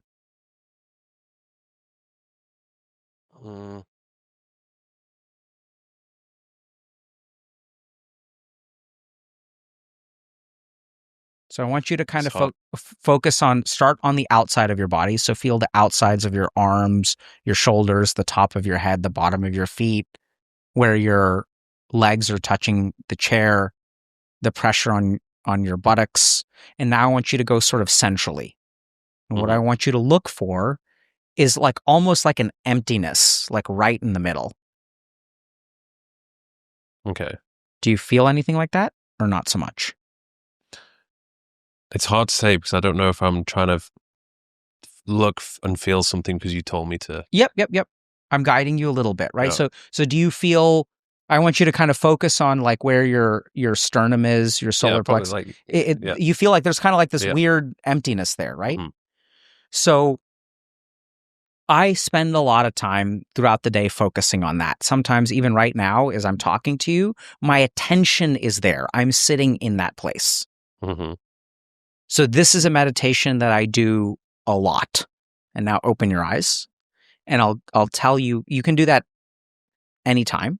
But here's how I sort of discovered this. So I was at my dad's funeral, and I was sad and I was crying. I hadn't started crying until I saw the casket, and then I touched my dad's face, and he was cold, like cold. How old are you when this happened? I was 27. Okay. So my dad had passed away, and then I was just like stunned by like how dead he was. And then I started to cry, but I noticed something really interesting, that the sadness was everywhere except for that place. And that place was empty in a very like comforting way. There was one place that I had in the middle that was not touched by the sadness. And then I was really surprised because like a lot of my family was grieving, but I didn't feel super sad. Like, I mean, I feel sad, but it didn't really like bother me so much. And then I was wondering if I was like, am I dissociating or like what's going on? And then I sort of realized that we have this emptiness that is like really peaceful. There's this part in here that just feels kind of scary, but there's nothing bad in here ever. Sometimes when even if we feel like anxious or whatever, you'll notice that it's at the surface of your chest. It's not actually deep within, but that takes practice. And there's this sort of emptiness within me that I sit with a lot, and I love it. And the more that you go into that emptiness, it's called shunya. Shunya is the Sanskrit word for void. And so a lot of times people will tell you to focus on the breath and stuff like that, but I go for the void. And the more that you go for the void, the more that your ego dissolves, right? So if you think about like, oh, I want to be this and I need to live up to my potential, all that crap is up here. The more that you sit with this, and I discovered something really interesting, which I'd encourage y'all to try. So anytime you're feeling emotional, just throughout the day, pay attention to this. I noticed that no matter what is going on in my life, there is one part of me that is always the same. And that somehow is just incredibly reassuring, that everything around me can be falling apart. And I've had some really challenging times during my life and stuff like that. I've talked about, my wife and I have discussed divorce like 4 or 5 times. That, I have a really great marriage and I love her a lot. I know she's behind me, but there are challenging times. But even in all of those challenging times, like this is here, this emptiness is here. And at the beginning it can feel scary, but then like I realized that the world can happen around me, but this will always be peaceful. I can always go there and nothing can touch this. So that meditation I do a lot. Okay. I try to just hang out It's something that more people should do, but then there's different forms of it. Yeah, so if people want to learn meditation, I would say Om chanting is a great place to start. Mm-hmm. So Om chanting is the best way to, that's how you kind of feel that emptiness, but it's not great. Yeah. So Om chanting is the best way to bring your awareness into your body Mm-hmm. and pull your awareness from the outside senses. Yeah. I think what I would like to do is, before I go to bed, just empty my brain. Yeah. Like, get rid of all the crap, all the thoughts, all the things that was like, oh, I was supposed to do this today. There's a massive tendency for me, and I'm sure a lot of other people, just to overthink. And it's also a time where you almost kind of get like quite creative as well. You're thinking about, oh, I could do this, could do that. Yeah. So I'm always jealous of my dad, because he literally just lies down and he just falls asleep. I'm like, how the hell do you do that? Like, is there a way that you can meditate before bed, or is there a practice you can do that will help with just switching off? So two things about that. The first is, if you have a lot of thoughts before you go to bed, Mm-hmm. one of the best things that you can do is so how long do we have? There's plenty of time. Okay. Yeah. So let's start by understanding what happens when you try to go to bed. Mm-hmm. And all these thoughts come. So the first thing is that sensory input shuts down internal thoughts. Does that kind of make sense? Yeah. So if I'm talking to you right now, right? So you're telling me, hey, when I go to bed, all these thoughts come up. Are those thoughts coming up right now? No, because you're paying attention to me. Yeah. So when you stop paying attention to the outside world, whatever thoughts that you should have been having all day long will start to come up. So one of the best things that you can do, like I would say, take a walk before bed if you can, like 30 minutes, an hour, and just let whatever thoughts come. The brain is designed to process in this way, where it'll store things and then it'll like bring them out to clean them whenever it has idle time. So the reason this happens to so many people is because we're no longer idle. We're not mentally idle. Yeah. Whereas if you look at the way that we evolved, right, when we're like hunter-gatherers, like think about a lion that's hunting. How occupied is its mind? Not at all. It's just chilling most of the time. Right? So when we're hunter-gatherers and we're out like, in the jungle, we're like looking around for things. And so we're paying attention to sensory stimuli, but our mind has a lot of time to like just think idly. Mm-hmm. So we need to spend some time with the more time you spend idling, we don't want to spend too much. Like we don't sit around and do nothing all day. But if you give yourself like half an hour, 40 minutes, and I think actually podcasts, as much as I love podcasts and making YouTube videos, we're listening to all this stuff all the time. So we don't have idle time. So I used to listen to podcasts like all the time when I'd be doing dishes or like doing laundry or whatever. I always want to be productive. I always want to be learning things, right? But we're actually doing ourselves a disservice because our mind needs idle time. And that's when you mentioned a lot of great ideas come up. But now the problem is it's bedtime. So you don't want to act on those ideas. Let those ideas come up an hour before bed. Mm-hmm. So spend some amount of idle time. Second thing that you can do is there's a great practice called yoga nidra, which is yogic sleep, which shouldn't be done while you're right when you go to bed. It should be done about an hour before you go to sleep. It has like a sequence of like relaxation and stuff. We've got resources around yoga nidra. You can also like just search for it on YouTube and stuff. Mm-hmm. But there's a yogic sleep practice that takes about 20 minutes. Really, really, really good to prepare you for sleep. Okay. Yeah. I'll try doing that. You never told me the midlife crisis. Yeah. So what do you want to know? Your turn. Well, how did you, why would someone like you, who knows everything that he knows and surely understands himself very well. Yeah. How does one get a midlife crisis? Yeah. So as I was saying, I think it's developmentally appropriate. So I think that most men go through a midlife crisis of some sort.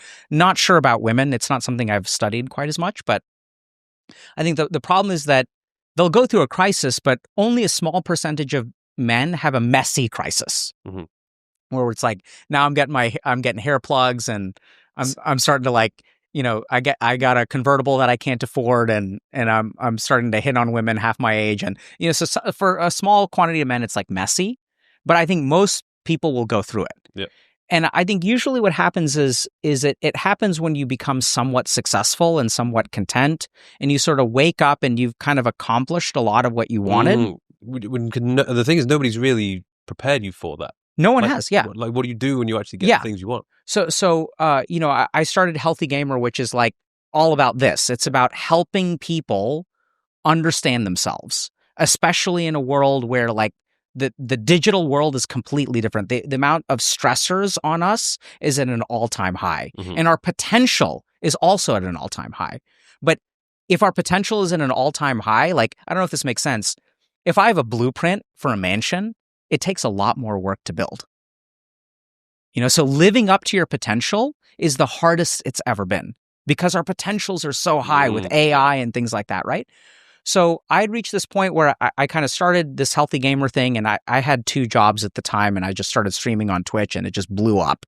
And so I built up a private practice and was faculty at Harvard Medical School and like shut all that stuff down and just focused on this. And then a couple years into it, I was like, I don't know what I'm doing anymore. We get all these opportunities, right? This was happening. We got invitations over there, and we're doing program development and streaming and all this kind of stuff. And I woke up one day and I was like, I don't know what I'm doing anymore.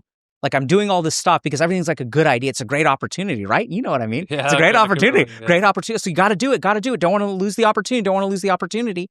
And much like yourself, because shockingly, I ain't no guru. I'm not divine. We're the same, bro. You know? And shockingly, I woke up one day and I was like, this is not actually the life that I want to live. Like, and I was also very internally conflicted about stuff like money. So, you know, I set out to help people. So we priced things really, really low. And I'm proud of that because we have these guides to mental health, which I think are awesome resources about depression and anxiety and ADHD. And they're priced at like $30 to $50. And people in 121 countries use them, which is awesome. That's why we did it that way, because if you're in Oman or Ethiopia, like you can afford the guide. The downside is, I don't know if you know much about internet marketing or if you've got courses and stuff like that. Like, most people don't sell things for $30, right? They'll sell things for like $200 or $500 or $600. So a couple years into it, I'm looking at myself and I'm realizing, you know, we've kind of left millions of dollars on the table, and I was conflicted about that. On the one hand, I'm proud because this is exactly what I wanted, but also like, I'm an influencer and I should be rich by now. Like, what is going on? And I made way more money in my psychiatric practice. And so then I was just really conflicted, and I was like, I don't know, like, because half the time I want to make more money, and half the time I'm like, this is good, and I'm making the world a better place. I'm exactly the same. Surprising, right? Yeah. Yeah. It's just like, you don't need the money, but then it's a weird feeling to know that there's a lot of money on the table, which can easily be taken and not really damage your brand or reputation. Yeah. Right. So there's a lot of conflict there. Also had some problems in my marriage. You know, my wife and we had 2 kids, and for a while it was all about the kids. And as they started to become a little bit more independent and they didn't need us 24/7, it's sort of like we had both kind of lost ourselves. I think she lost herself more than I did, because she's CEO of Healthy Gamer, and that's weird because she's sitting right behind me. But so I think she also gave up her career. Like, I remember when I was finishing medical school, I did really well in med school, and so, you know, we had this conversation, and I was like she moved from New York to Boston. She loved being in New York, and she moved to Boston because that's where I was in med school. And so when I finished med school, I was like, we can go wherever you want. We can go to Columbia, we can go to UCLA, we can go to Stanford, we can go to Harvard. She's like, where do you want to go? And I was like, I want to go to Harvard. And she's like, okay, like, we're going to put that first. So she had given up so much of her life. And then when Healthy Gamer started, I was CEO. I sucked at being CEO. She's an awesome CEO. So for the last 5 years, she's been like building this company. So she'd really given up a lot to support me. And so then we sort of ended up in this place where we'd both made sacrifices, and I just wasn't sure what I wanted from life. And then I think the other big thing is that I used to go back to India, and I used to do a lot of serious spiritual practice. The Sanskrit word is sadhana. So this is like not meditating for anxiety, but like this is like meditating for the pursuit of enlightenment. Yeah. This is like the end goal, like hardcore meditation. And I was kind of coasting for that for like 10, 12, 15 years. I went to med school, and then I was trying to become a good psychiatrist and then focusing on clinical improvement. So I'd sort of not stopped meditating. I'd stopped progressing along my meditative path.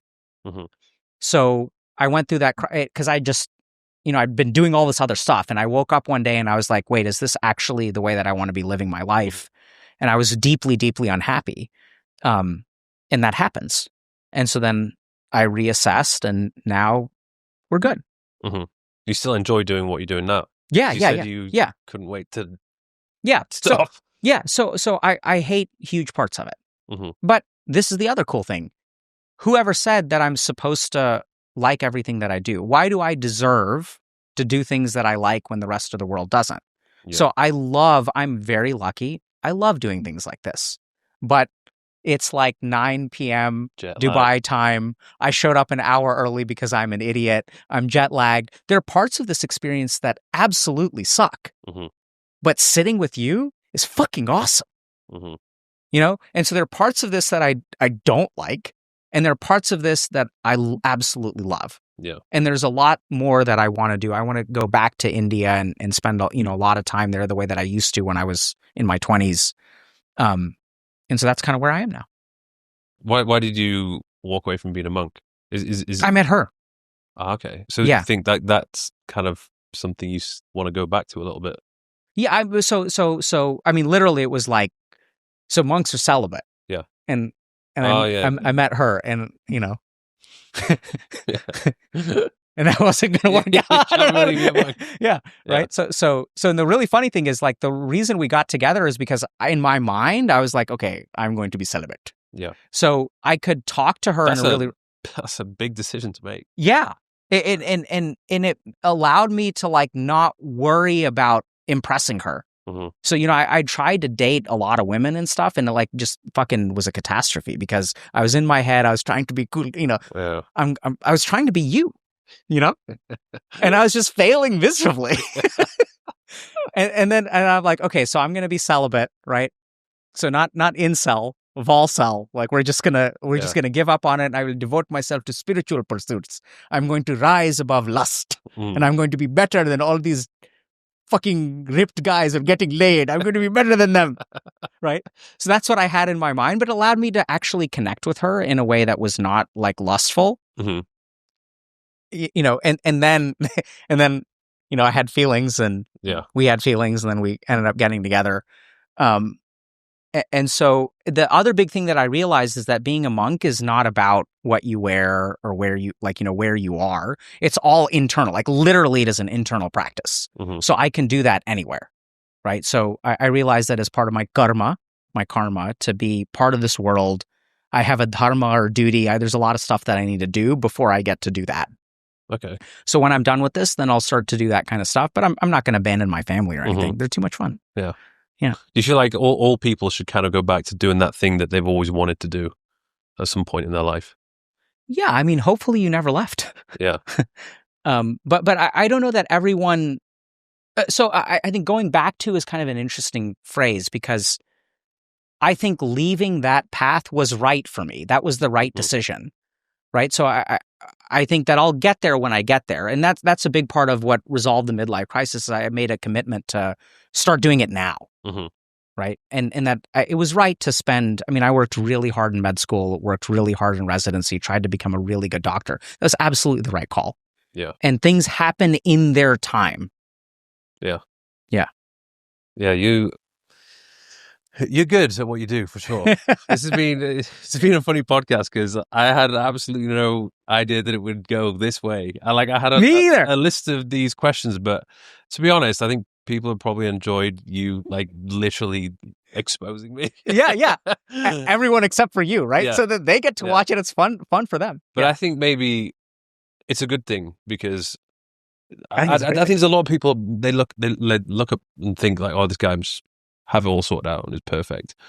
But I've got my flaws, for sure. Yeah. And I don't mind being vulnerable.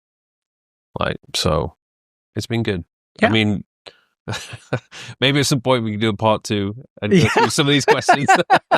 But I should hope so. I'm obviously, I think we've done 2 hours. I know you're jet lagged, tired. So we'll wrap this one up. Sure. But I really appreciate it. Yeah. I think there's probably quite a lot of conversations we need to have off camera. Okay, sure. But not now. Yeah. So yeah, thank you for your time. Where can people find you? Yeah, so just check out our YouTube channel, Mm-hmm. Healthy Gamer GG. It's so funny. It's about gaming, but it's not really. Mm-hmm. Or you can just search for Dr. K on YouTube. Yeah. Awesome. Yeah. Thank you. Thanks, man.